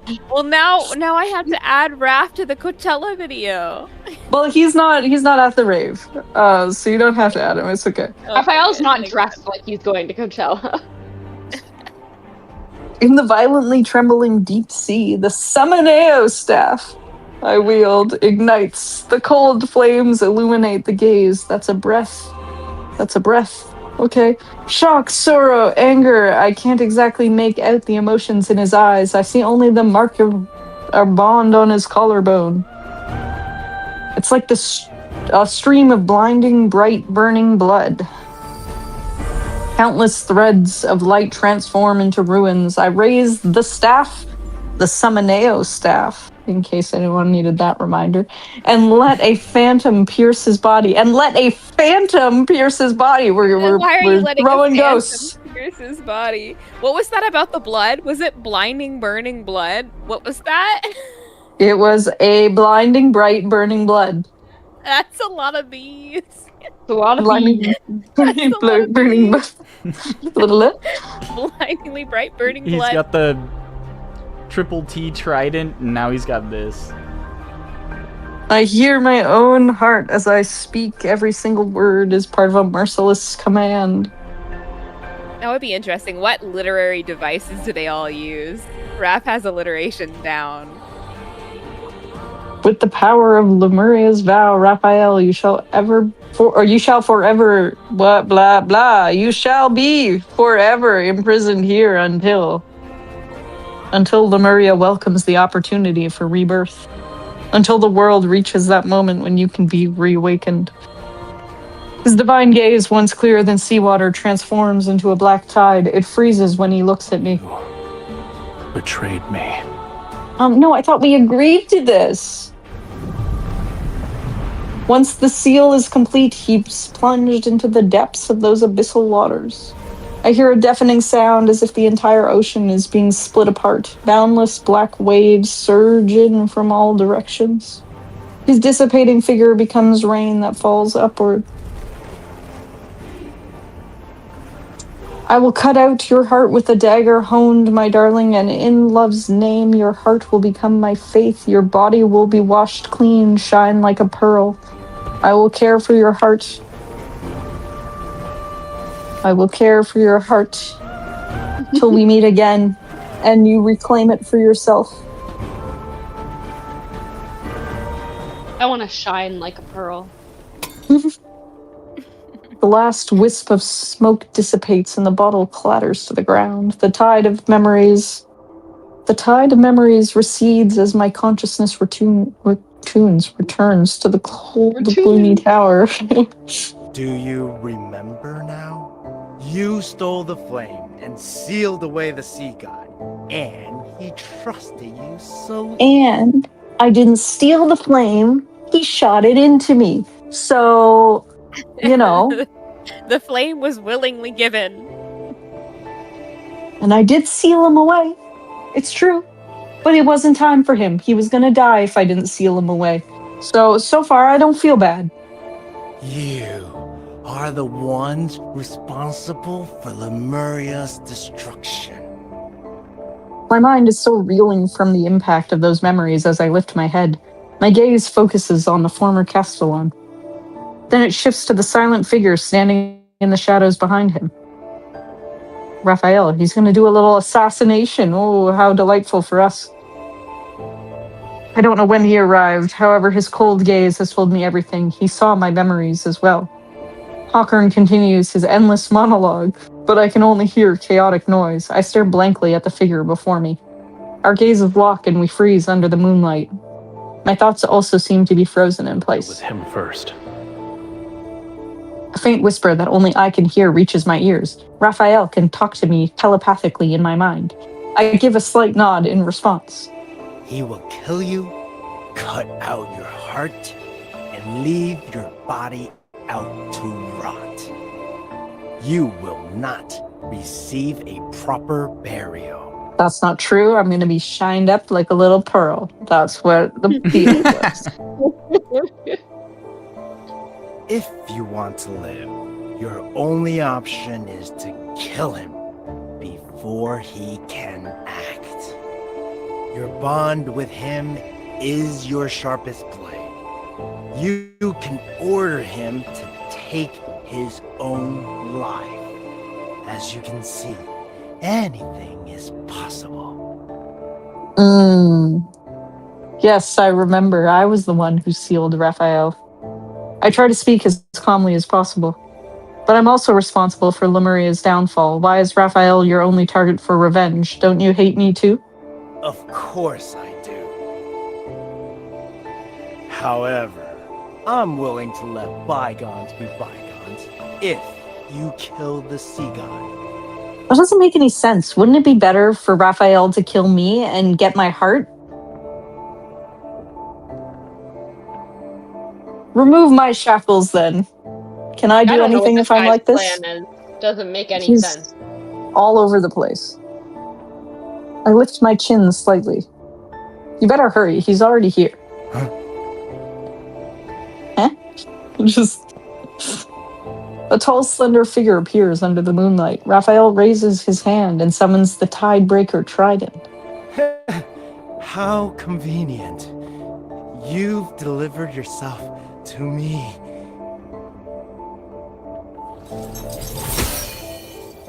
The chains that bind me snap. I rub my sore wrist before materializing a silver sword. I like how they always have to specify that it's a silver sword. I take 2 steps forward. In the suffocating silence, Raphael is the first to speak. It was you. You let Hawkern escape on purpose. He was used as bait so you can find out who sealed you away, and that person is me. Correct. The greatest weakness of Lemurians is that bond. And a sea god cannot have weaknesses. He must kill the person who forged the covenant with him. That way, there will be no one left in the world who could restrain or threaten him. And only then shall he become an invincible god. Regardless of whether it's for Lemuria or for myself, I must kill you. He speaks these cold words. Although I know it's just an act, I can't help but think. Perhaps these words also contain his true feelings. We don't need to say anything else to each other. I raise my silver sword as lightning flashes at the tip of Tidebreaker Trident. Blue, fiery power surges around Raphael's body. Farewell, bride of the sea god. When the tip of my sword clashes with the Tidebreaker Trident, our weapons are diverted to the side. Oopsies, we've killed Hawkern. As the light fades, Hawkern's eyes are filled with terror, yet he cannot move. His body shatters amidst flying sparks. A putrid stench fills the air as viscous fluid seeps between the bricks and spreads across the floor. Don't taint Lemuria's glory with your disgusting ambitions.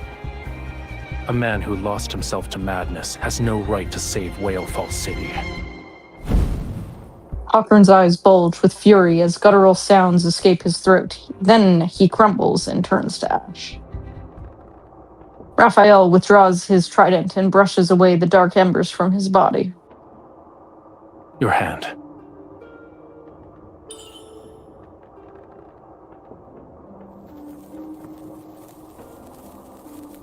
A small flame dances from his fingertips and travels up my forearm. The fluid and bloody marks left by the shackles disappear. You are afraid of me.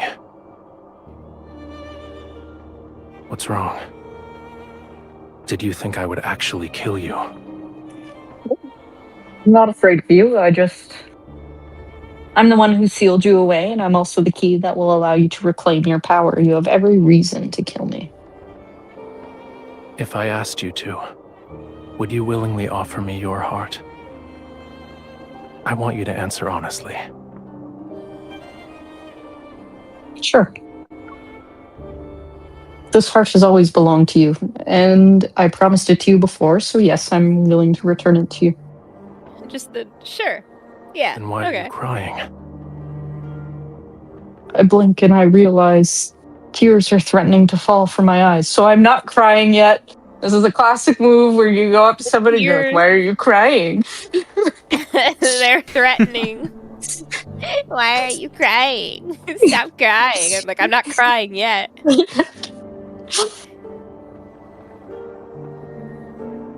Being willing doesn't mean I'm not afraid of death, and I owe you an apology. I understand it can't erase a fraction of your suffering.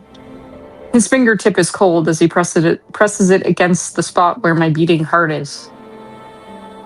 Our noses almost touch. We're so close that one breath would close the distance between our lips.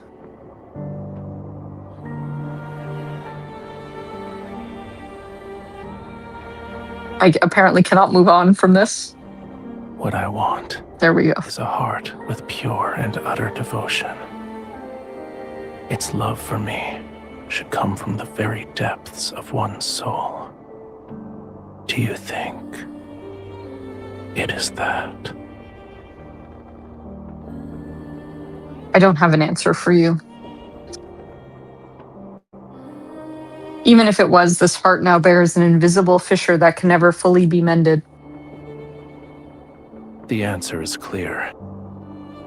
Your heart is of no use to me. For now, at least.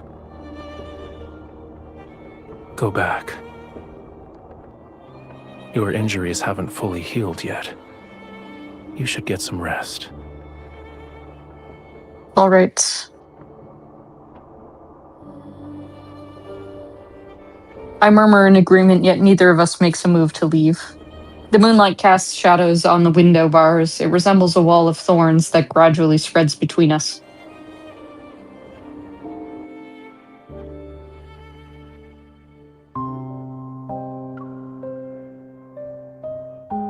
Wait, what chapter are we on? What are we 8. on now? 8? We have 2 more. The path from the tower to the temple isn't long. However, it feels as if we've been walking for an eternity. After that day, we continue as if nothing has changed. Yet everything is different. We no longer watch the faint light on the horizon in the morning, nor do we light all the candles in the temple on cold nights. The images from that vision are like an inescapable thorn. It has pierced me and Raphael. Dusk falls when Raphael tells me he will temporarily leave Romirro to search for the pearl in the deep. It's mentioned in the tome of the sea god. We part ways on the beach. He dives into the sea, his tail catching the sunlight's light in all its beautiful iridescence. The waves and ripples will never settle. Likewise, I will never see him again. On the last night of summer, an unprecedented storm falls upon Romirro without any warning.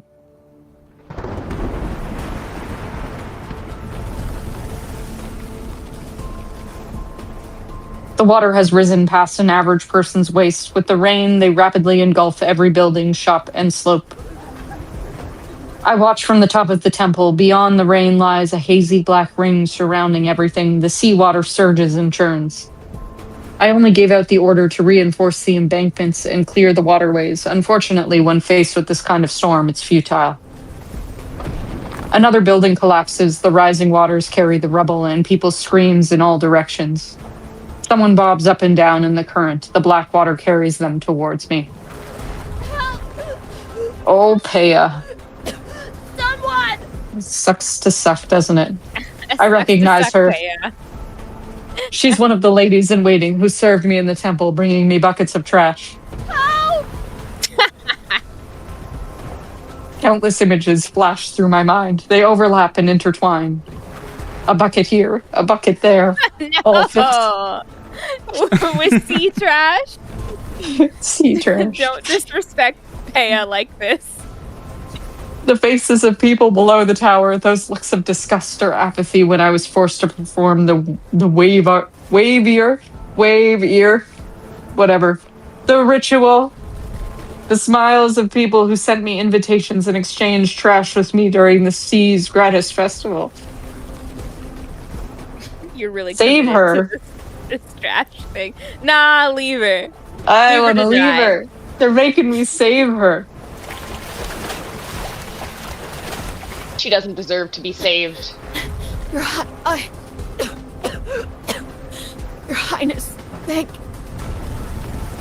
The nearest shelter is to the north. Get out of my sight. Before she thanks me, I harshly interrupt her. No more sea trash ever again. The lady in waiting steadies her weakened body. Her eyes, once soaked in despair, flickers briefly with hope before it dims. Blood has washed away all the city's shelters. And all the sea trash. There are others who have nowhere to go. Fear not, I will find them with their turtles in the future. Carrying debris, the roaring flood crashes against the temple. The building trembles, yet it still remains steadfast. When I was 15, so I was 15, when? 1 million years ago? 1 million years ago. 300 years ago when I was 15. I oversaw its renovation. Oh! I forgot. I'm a genius child architect. I oversaw its renovation with the intention of making the symbol of faith as solid as the heavens. It was designed to stand tall for centuries, centuries as old as I am. Tell everyone to take shelter in the sea god's temple.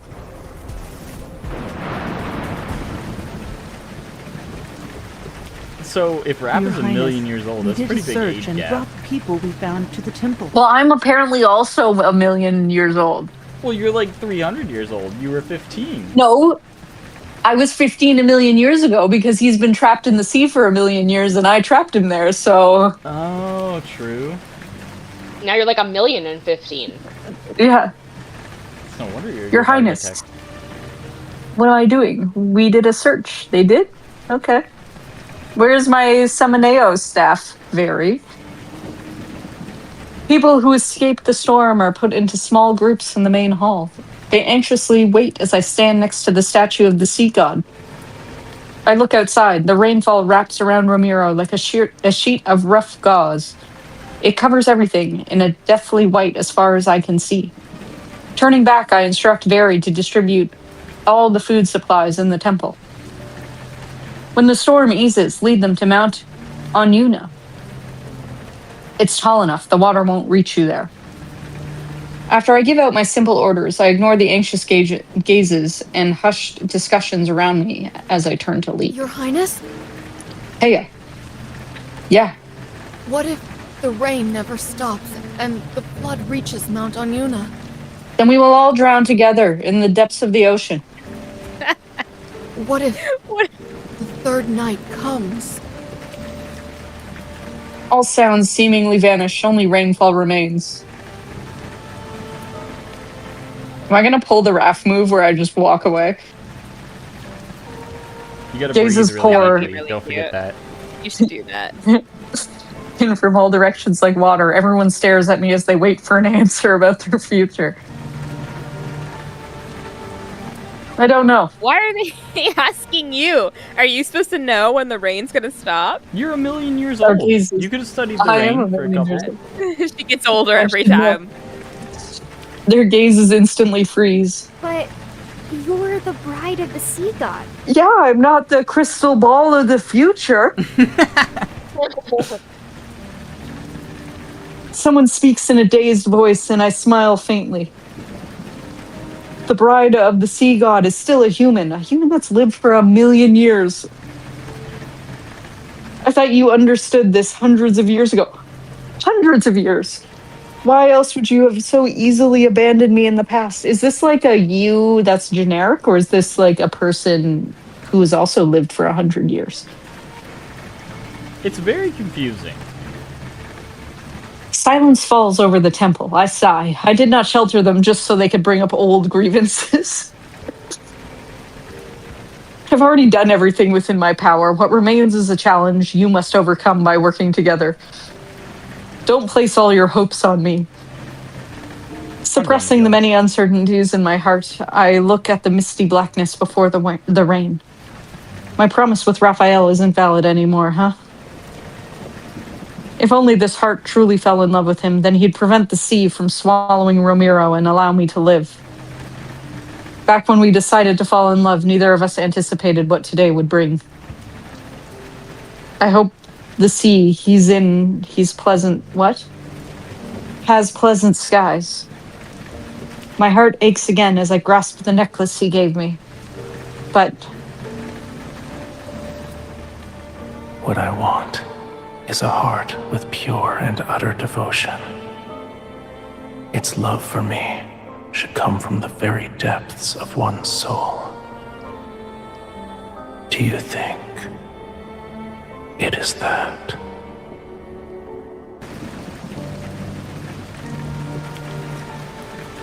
I still can't give a definitive answer to the question Raphael asked me that night. However, no matter what happens, I can't let Romirro sink. I must survive until the day I see Raphael again.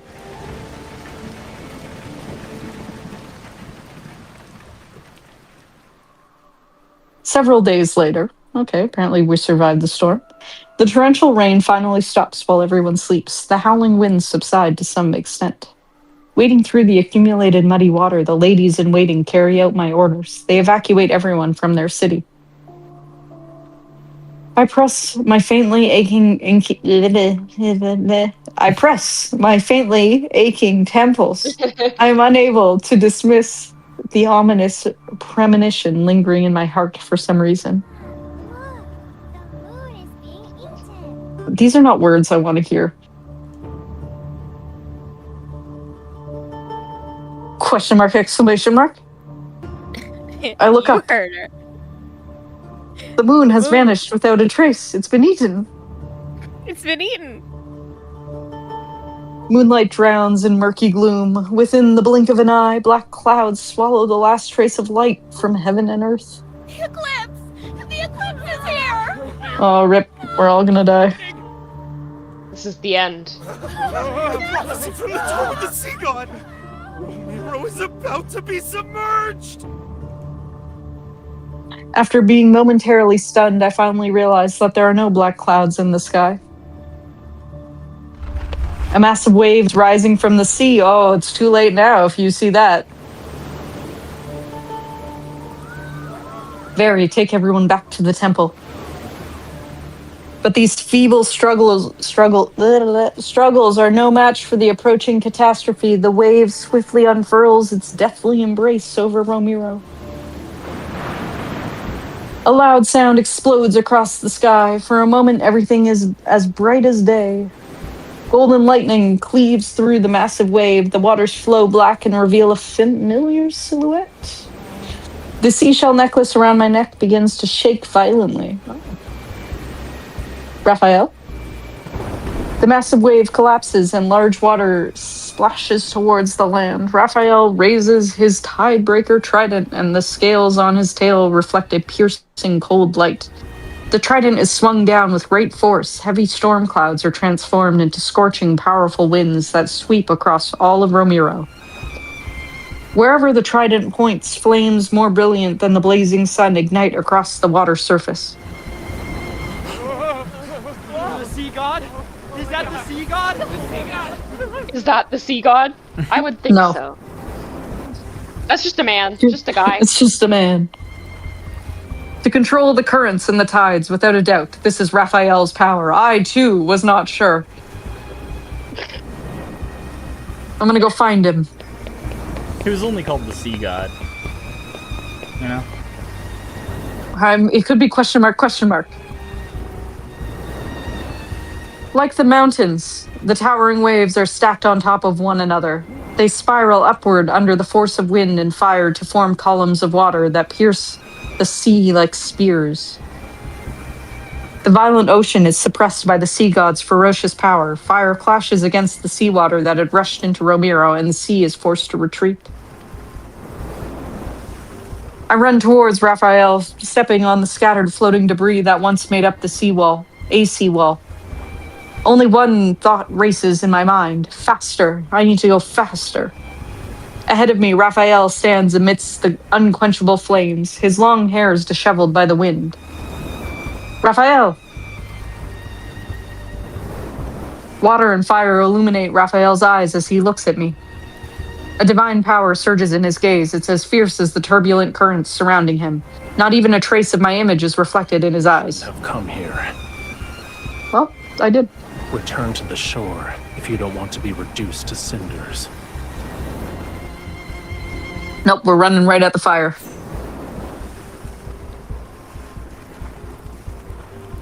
I swing my sword to create a gust. It cleaves the flames, and I leap through the opening to reach Raphael. Ignoring his trident that's positioned as a barrier before me, I grab his rigid arm and forcefully intertwine our fingers. We are going to hold hands now. This is exactly where I should be. Death will greet those who attempt to wield a sea god's power with a human body. But I'm the one who has a bond with the sea god. We're resonating now. I won't die that easily.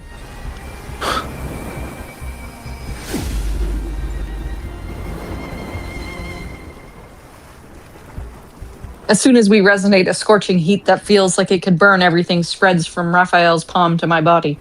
Divine power surges. At the same time, something else flows into my heart. In my daze, I realize it's everything Raphael has never put into words. In the dark depths of the ocean, the sea ritualis hymn drifts down ethereally from the surface. It awakens his anticipation that has been suppressed for eons. During one of Romirro's short summers, the indifferent sea god's heart experienced pure contentment and joy for the first time. After he left the temple with the excuse of searching for pearls, the waves undulated like his fluctuating thoughts. What a sentence that was. Yeah. Exclamation mark. All that time we've spent together, my feelings for him were never unrequited. Raphael supports my waist as he hugs me from behind. His embrace is scorching hot. Feel it. Now wield it as if it were your own.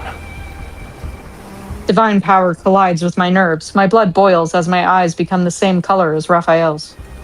Power representing heaven and earth advances from between our fingers. The last wave that threatens Romirro is intercepted by fierce flames.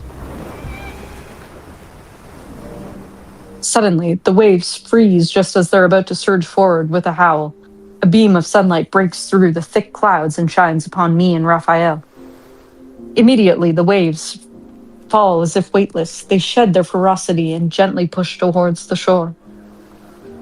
My heart beats like a drum, but it's quickly drowned out by the jubilant, distant cheers of relief from those who narrowly escaped disaster. Tide has receded. Aren't you going to let go of my hand? No. Oh, he's beat up now. I turn my head. The burning divine power in Raphael's eyes slowly fades and return to what I'm familiar with.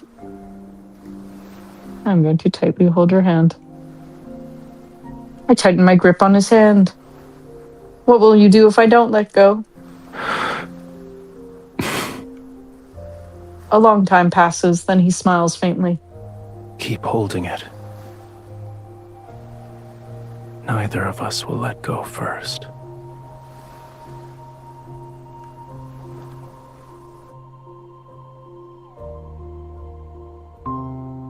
Oh, the last chapter. We're finally there. How will it end? Houses that were once submerged reappear. The ships once swept away are pushed back to shore by the waves. People emerge from the temple where they sought refuge. They slowly begin to rebuild their home.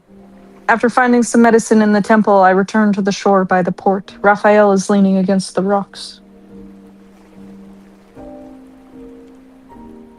He's still beat up. His eyes are closed, and the dim daylight covers his body. His complexion looks paler than it actually is. He's asleep. He's taking a little snooze. I will pet him while he's asleep. Hello, are you okay? We're doing a little. Oh, just a little stroke. You could just pet him. Oh, take a little snooze. He needs a little rest after it's gone through. I dip my finger into the ointment made from the gold feather algae. Then I gently apply it to the wounds on his arm. Although he appears all right at first, I soon notice several barely perceptible wounds on his body. These are quite perceptible wounds. I don't really know what's going on. No, imperceptible. Can't see him. Be gentle. It hurts. Oh, boo-hoo. You called me fragile, but the sea goddies... That's the sea goddies. Be gentle, it hurts. But a sea god's body isn't that sturdy. Despite saying those words, my movements become slower. I treat his wounds with the utmost care. Weren't you searching for pearls in the deep? Why did you return? You thought I wouldn't? I thought you'd be upset for a longer period of time. I'm not upset. However, that doesn't mean I didn't care. His fingertip touches my palm and gently traces one of its lines. A Lemurian bond grows stronger with love. The deeper the connection is between the two parties, the more powerful it becomes. Back then, Our bond was so powerful that you were able to seal me away for thousands, no, tens of thousands of years. Look, stop adding, changing. We were millions, now we're tens of thousands. Only a love with such pure and utter devotion is capable of doing that. You're jumping to conclusions. What if I didn't seal you away because I loved you? Tell me the truth. Go on now. Well. Sealed him away to get rid of him. Why did you seal me away? His gaze is steadfast yet composed. He's waiting for me to give the answer he already anticipates. I surrender to his reasoning and gently kiss his cheek. I will give no answer. He caught me. You aren't wrong. After I finish applying the medicine, he stretches his body and brushes away the sand that's clinging to his skin. I heard you protected many humans. Yes. At the end of the day, I can't bear to see so many pointless deaths. I still don't like Romirro, but I can't bring myself to watch it perish. You didn't do anything wrong. Watching your kin march toward their demise is a pain more excruciating than dying. Rip because he watched all the Lemurians die. That's very sad. You didn't force yourself to endure that suffering. Well done. Immediately, his tone shifts as he puts on a faux serious expression. Little grouchy face. However, I know it's his line. I have objections in regards to letting those humans turn my bedchamber into a filthy mess. That's fair. It's not that bad. At least your pool was cleaned. I already ordered a few people to clean it. I promise your bedchamber will be spotless. Good. He pushes himself up, but pauses as he's about to stand. What is it? It's nothing. That's suspicious. It seems like something.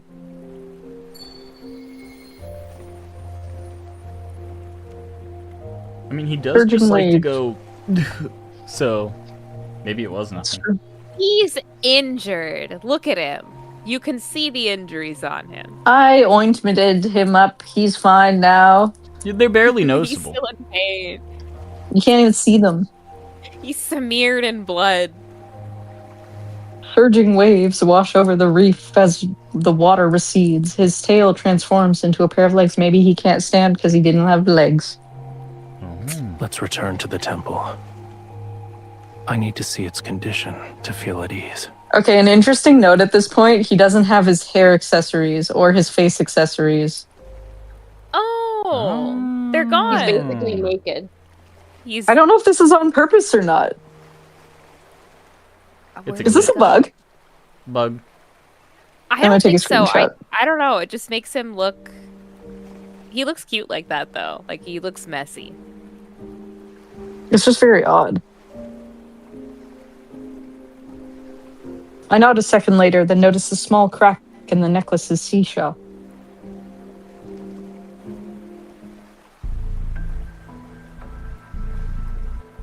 After that day, Romirro gradually returns to its former state. There are no more sudden high tides and no more unexpected storms.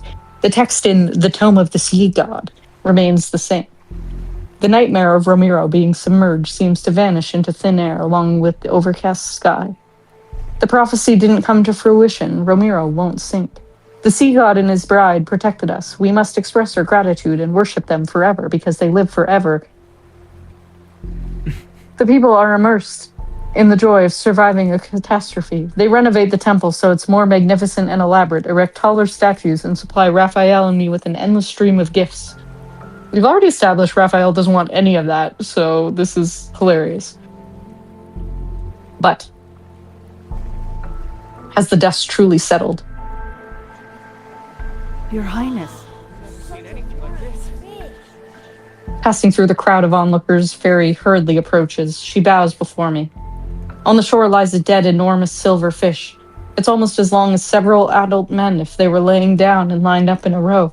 That's very weird that they specified it like that. But okay.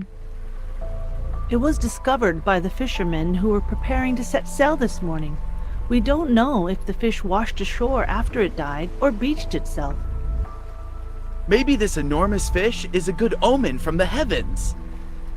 We might have a bountiful fishing season in the near future. I approach the creature to get a closer look. The unease that has been lingering in my heart grows heavier. If I'm not mistaken, this is the Calamitis Piscis? That's been mentioned. Calamitis Piscis. That's been mentioned. It has never been mentioned. I've never heard those words. Of course, the Calamitis Piscis. How could you forget? We forgot the Calamitis Piscis. I'd like to forget it again. It's a harbinger of misfortune, an omen of disaster. The dark clouds that appeared during the lunar eclipse haven't fully dissipated. No, I don't want to say it again. And the Calamitis... Say it. Maybe it's like Pisces, Piscis. like Pisces. Say Piscis. It's not. It's Piscis. Piscis has appeared. Romirro can still sink below the waves. For now, I can only act as if nothing is wrong. Worry not. Find a suitable place to bury it and clean up this area. Yes, Your Highness. Give me back my Somanero stuff. Romirro was spared thanks to you and the sea god. Yep. The people want to prepare a feast to properly celebrate. They wish to invite you and the sea god. We're too tired. Maybe another day. I understand. We'll discuss it when the time comes. I walk towards the temple, and I tighten my grip around the seashell necklace. The crack has deepened these past few days. The seashell has begun to fracture in other places as well. I don't want to guess what this means. I just need to see Raphael quickly. Maybe I can dispel some of the unease in my heart.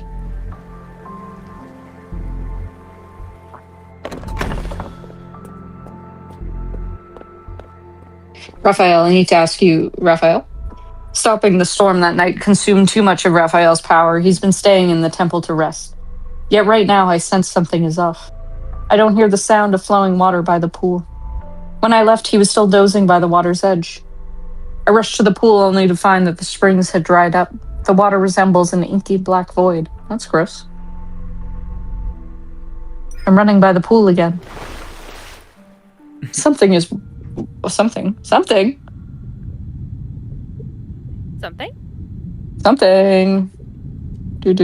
Do. I rush to the pool only to find that the springs have dried up. I already said that. Worried that something has happened to him, I dive deep into the water. The black water is unbearably cold. I grit my teeth and dive deeper. I soon spot Raphael's figure. The black water is unbearably... I just read that, so I'm not saying it again. You fucked up. That's he appears to be unconscious as he sinks into this nothingness. Raphael?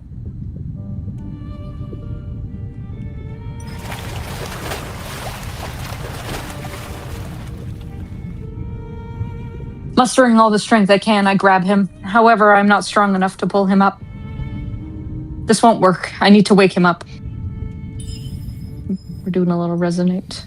I steady my breathing while I press my hand against his chest. I try to resonate so I can awaken some of his power. Yet time passes, there's still no response. His power is like the dried up spring. With most of it gone, I cannot respond. It cannot respond to my resonance or voice. Why is it like this? We will never know. After the initial shock, I'm momentarily at a loss. Then I notice the turning currents rushing into the deep. A bold idea appears before me. There's a location that's closely connected to the sea god. I hold the unconscious Raphael tightly against me and swim into the direction of the current.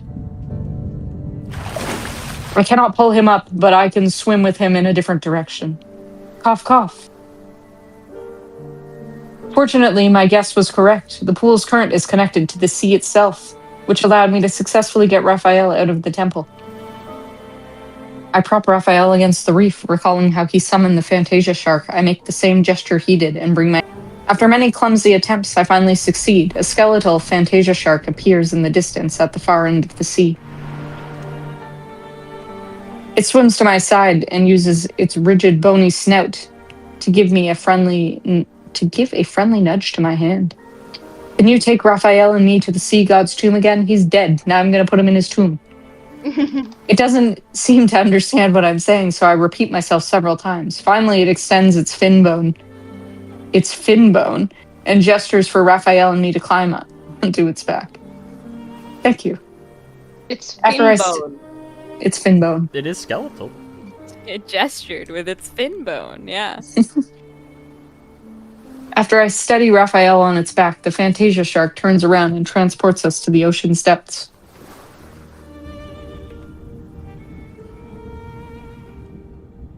Unexpectedly, we arrive at the sea god's tomb with ease. Maybe it's because Raphael has already passed the trial. Even as the guardian statue poses no challenge, after I explain the reason for our visit, they allow us to pass through the stone gates. God. Oh, it's you two again.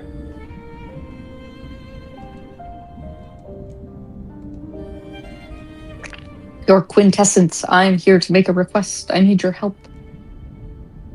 The statue of the sea god with a long beard lethargically lowers his weapon. He slowly turns his head to look at the unconscious Raphael. He is about to fade from existence. Exclamation mark. He still needs to reclaim his true power.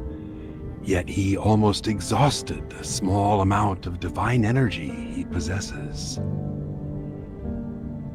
This could be an interesting lore reason for Raphael not to often use his powers in current times, because he's not fully reawakened. Yeah, he's still kind of restricted and chained. Yeah. And we don't see him really use his powers very often in present day. What did he do to end up in such a state? What a shame. He will become the youngest sea god to fade away in our history. Several more sea god statues move out from their stone niches, and they soon join the discussion. Is there a way to save him? He can't fade away like this. Of course. He needs true love. He needs a heart that loves him unconditionally. When he obtains the power to protect Lemuria, and the ocean recognizes his ascension to godhood, he will live for a long, long time. An almost immortal life. He's lived millions of years already. I can't take this anymore. This is the only way to save him. A heart that loves him unconditionally. I recall the hidden prophecy from the tome of the sea god. A heart that's filled with love is the best offering for a Lemurian. Will my heart be enough? Can my heart save him? The sea gods... I don't know, they'll tell me now. The sea gods speak in hushed tones. Then the statue of the sea god with a long beard extends his hand toward me. Are you willing to try? Well, isn't that what I'm suggesting? Of course. It will hurt. Bear with me for a moment. You're gonna measure my love? Alright, let's go. The ancient sea god clenches his fist, and a sharp pain shoots through my heart. As he guides the process, several threads of gentle light are drawn out strand by strand as they float into Raphael's chest. Enduring the lingering pain, I place my hand over him and try to resonate again. There's a response. Your pure heart and the devotion from your love is enough. That's good. However, you will dissipate into sea foam once you give up this heart. Rip. That decision is yours to make.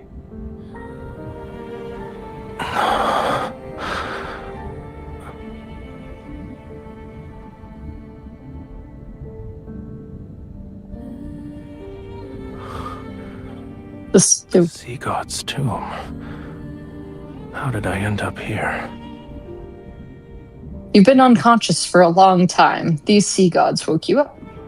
I quickly speak before the sea gods can say anything, then I bow respectfully to them. The sea god with the long beard gives me a profound, knowing look before slowly turning towards Raphael. The last sea god of Lemuria. May you find true salvation.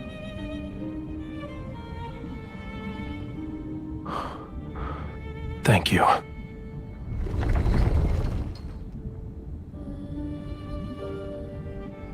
The sea god statues slowly retreat into their niches, and Raphael turns around, and I meet his intense gaze.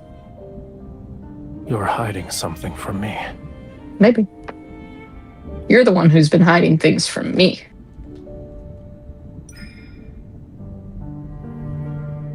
You've expended too much of your power. Your body can't sustain itself anymore. Are you underestimating me? Defying a prophecy from the tome of the sea god did take a considerable toll on me. But I'll recover in a century, give or take. A century? The prophecy hasn't changed, though. Romirro will still be submerged, yes? So maybe it hasn't been a century since this myth. I need a timeline. I need a on timeline. Oh my gosh. Seeing Raphael's expression, my heart sinks. I was correct. But that doesn't mean it can't be changed. Romirro wasn't destroyed on the third night of the lunar eclipse, so for now, it won't sink below the waves. This is our turning point. Stop frowning. Let tomorrow worry about itself. As for the present... He takes my hand and summons water currents to carry us upward. It's almost dawn. We might be able to watch the sunrise as we head back.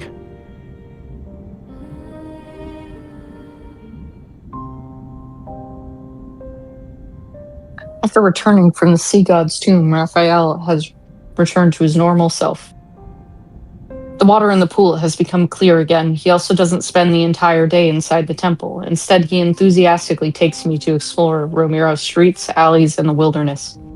Just a tiny fragment of this heart's power is enough to revitalize him. If he received an entire heart. Perhaps I'm still selfish. Faced with such a choice, I cannot let go of my desire to live. But time is cruel and doesn't give me the opportunity to hesitate.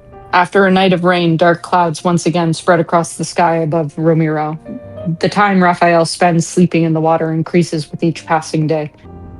My necklace's seashell has developed a deeper, longer crack.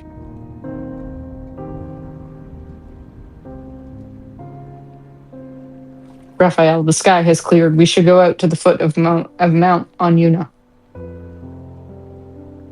The rest of my words are stuck in my throat. A large section of Raphael's tail that's immersed in the water has turned a dull gray white. You're overthinking it. Humans have all sorts of hair colors. Why can't my tail change color? That's not right. So, what were you saying about the foot of Mount Anyuna? I was just wondering if you'd like to go out for a walk. He pauses and his tail sways gently beneath the water surface. I'm not in the mood. You can't turn your tail into a pair of legs anymore. Your imagination is getting wilder by the day.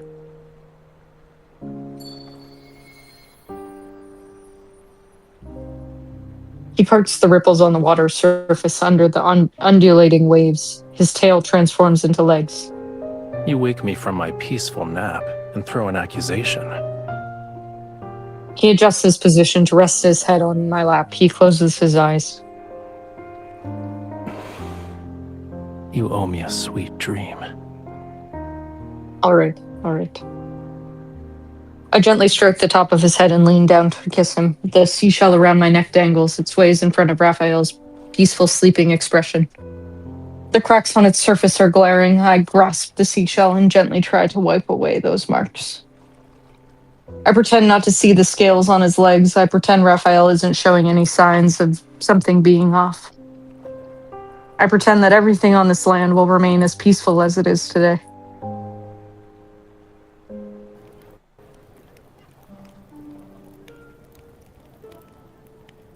Several days later. Bouquets, lanterns, music. The plaza in the port is immersed with the sounds of celebration. It's like a grand farewell ceremony to disaster. Raphael stands far away from the humans. He watches the figure who's in the center of the crowd. She seems really somewhat struggled with that uncomfortable. one. Look, I've been talking for 2.5 hours almost. It's been a while. She seems somewhat uncomfortable with that amount of enthusiasm. Slowly, however, the corners of her mouth curl. A slight smile appears on her face. He recalls those long stretches of time at the bottom of the silent ocean. The only sound he heard was the faint rattling of chains. With his eyes closed, he would construct an illusory world in his mind. He would imagine the splendor and wonder of Whale Fall City, the place that had been long forgotten. Then a different voice broke into his world one day. Stupid Thomas, sea god. You're worthless in every sense of the word. If you're actually useful, you would have revealed the sea god's location. What gives you the right to only disclose the whereabouts of the bride of the sea god? It was a discourteous voice. It could be considered too loud to a certain extent, yet it was like the sun that occasionally appeared above the sea. He realized it was impossible to dislike. Using what little strength he had, he spoke to her for the first time. Perhaps their ending was already predetermined from that moment. The sea god must kill his bride to truly ascend to godhood. He must destroy their bond. He refused his fate before, but now he doesn't want to accept this either. We might have to actually bid each other farewell. He recalls the moment when she first spoke his name. With fingertips stained in their blood, he traced his name into the palm of her hand, one letter at a time. Even so, he couldn't intertwine his fate with hers along the lines of her palm. In this way, they were spared from separation.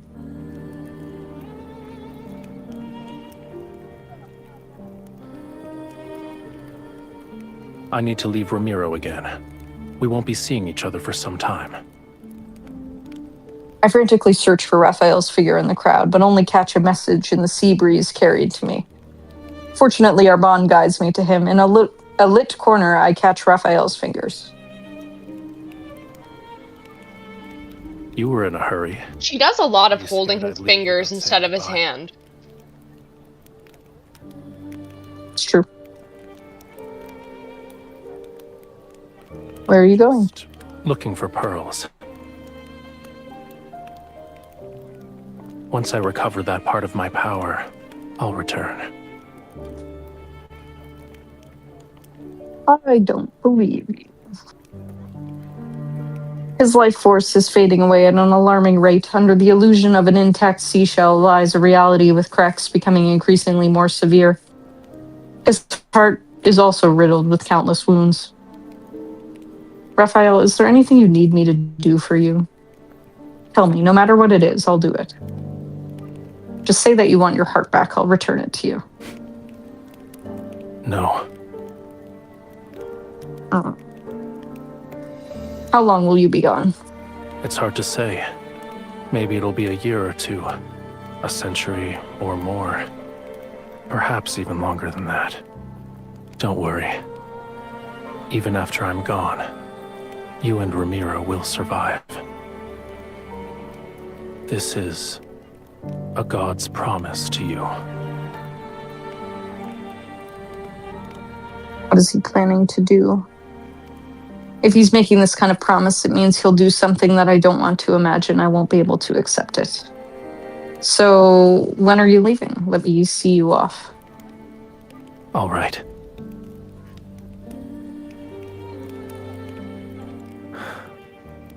I'll wait for you at sea. My fingernails dig into my palm. The hesitation that swirled in my heart has finally crystallized into resolve. I will fulfill the promise I once made.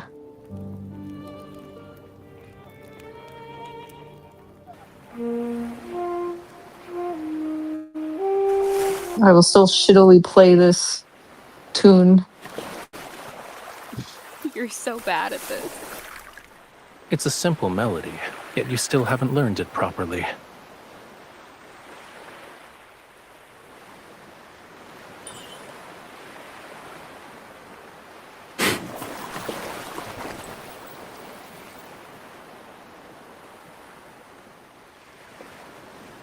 I missed a phrase. I was not paying attention. Romirro taught me how to be a ruler, not a musician. Fine, take it. I'm bad at this tune, this instrument. Last time I'll teach you. Take the shell away.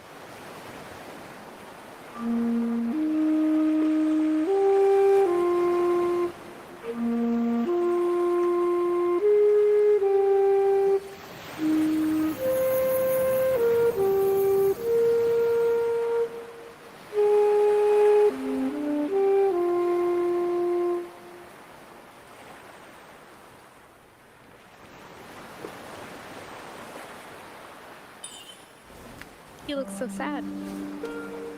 Well, he's leaving forever right now. Oh. The sea inevitably returns to where it belongs and separates from the land.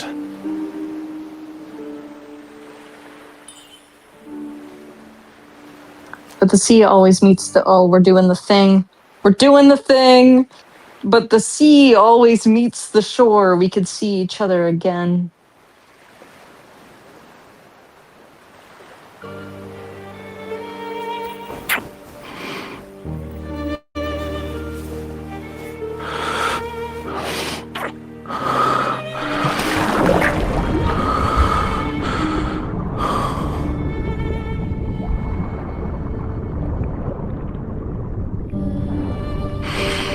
This is a really good kindled.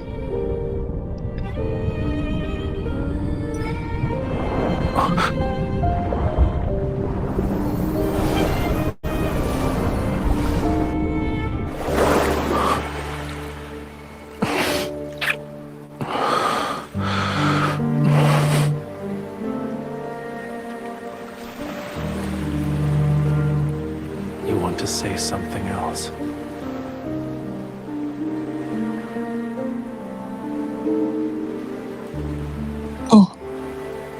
I'll pray to the sea. I hope every ocean current carries something.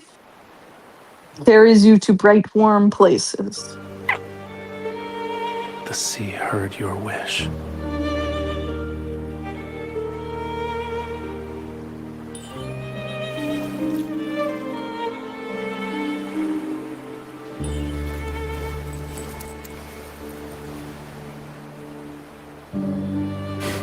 Oh my God. You said it was once part of your heart. It's time to return it to where it belongs. The place you hold in my heart far outweighs this little scale.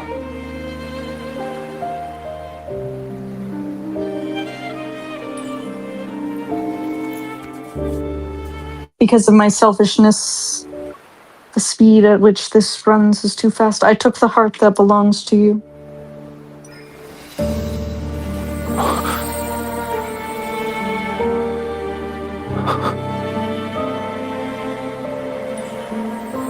Now with the power of the sea gods vow our covenant, Raphael, obey my command. It's so fast.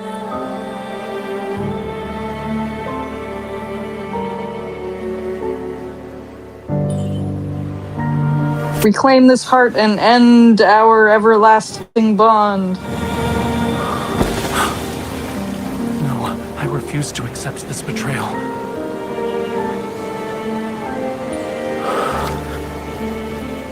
This heart can save you and Romirro. My death is worth more than my life. God doesn't need this heart. Our bond, it cannot end this way. I won't allow it.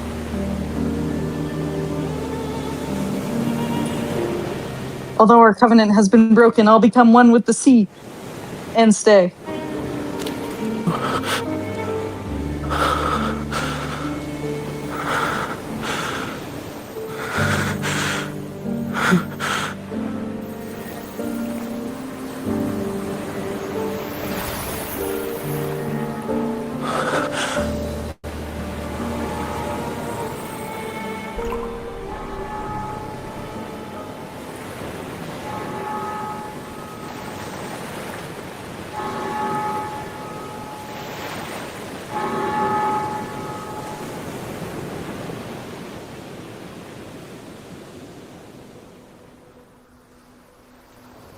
Daylight has arrived.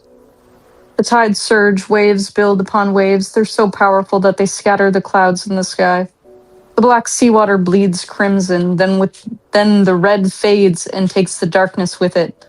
The sea's original azure hues reappear. The bells in Romirro toll ceaselessly as massive waves engulf the world. The land is transformed into a seabed. Seawater envelops every house, every patch of soil, every mountain range. It whispers and returns the memories from millions of years ago. Everyone steps onto a strange yet familiar homeland. They breathe the air that flows in the seawater. Lemurian memories awaken in their blood. So Romirro was secretly a Lemurian town all along. Oh.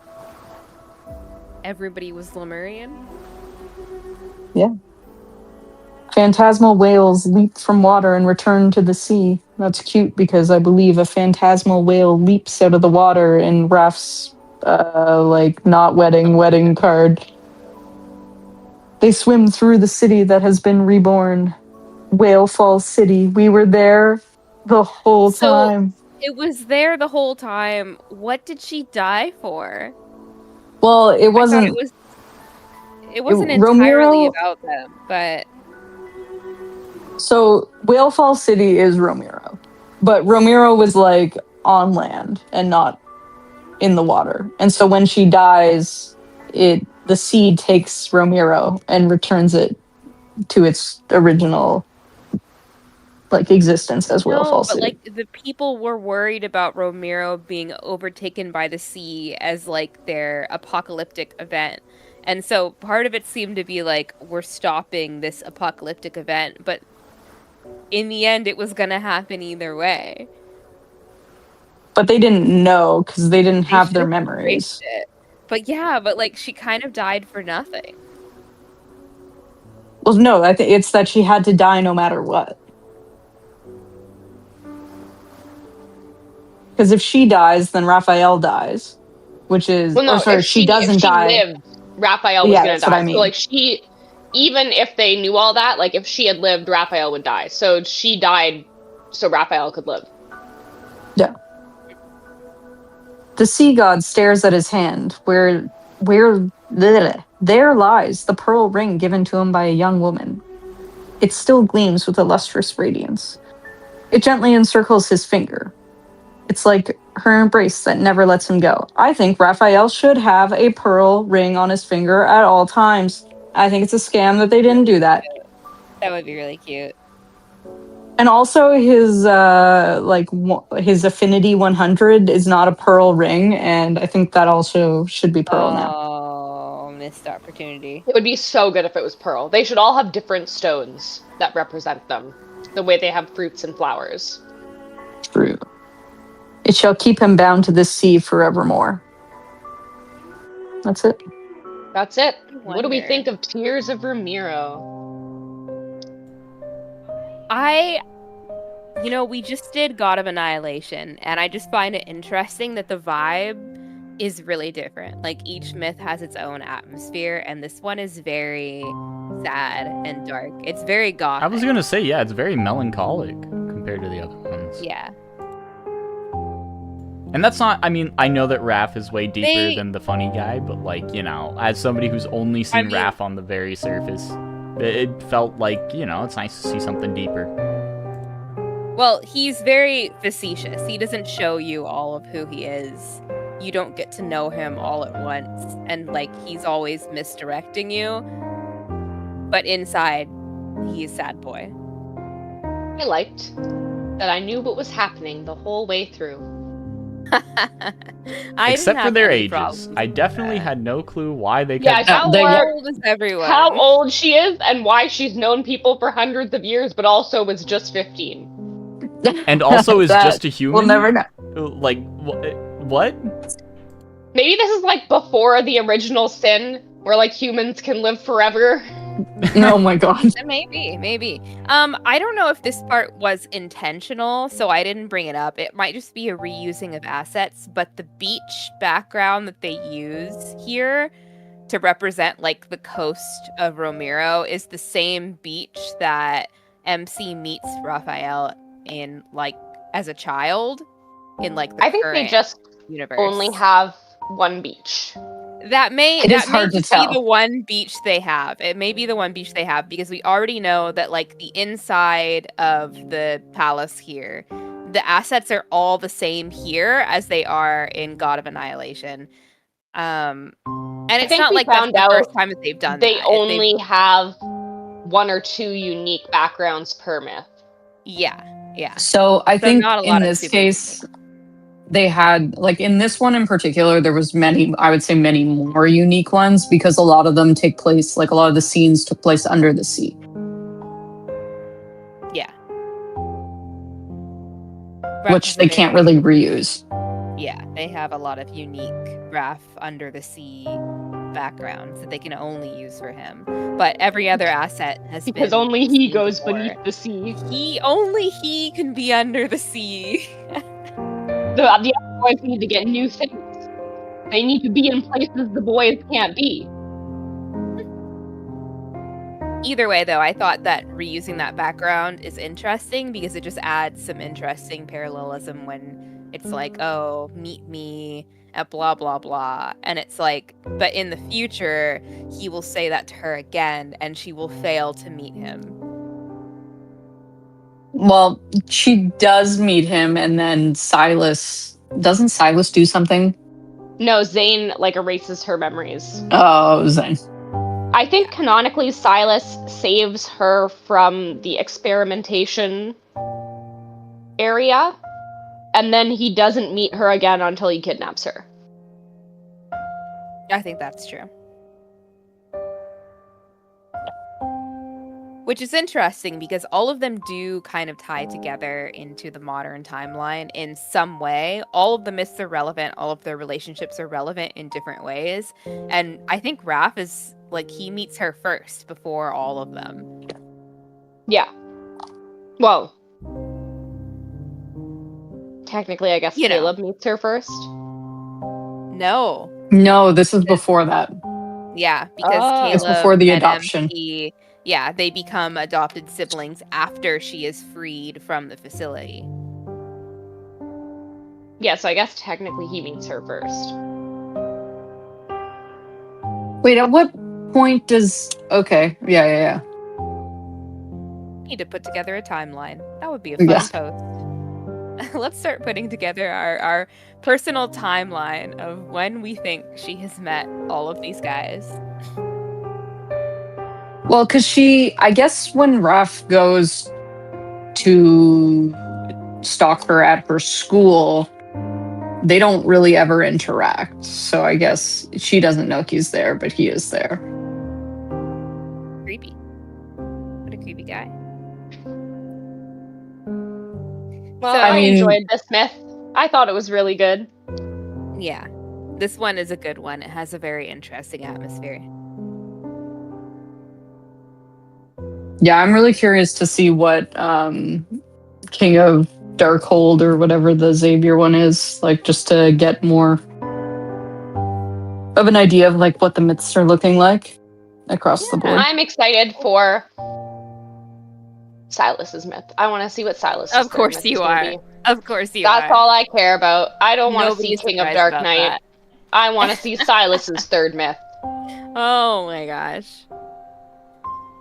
And on that note, we'll be back tomorrow at 11:30 a.m. for all three of our viewers.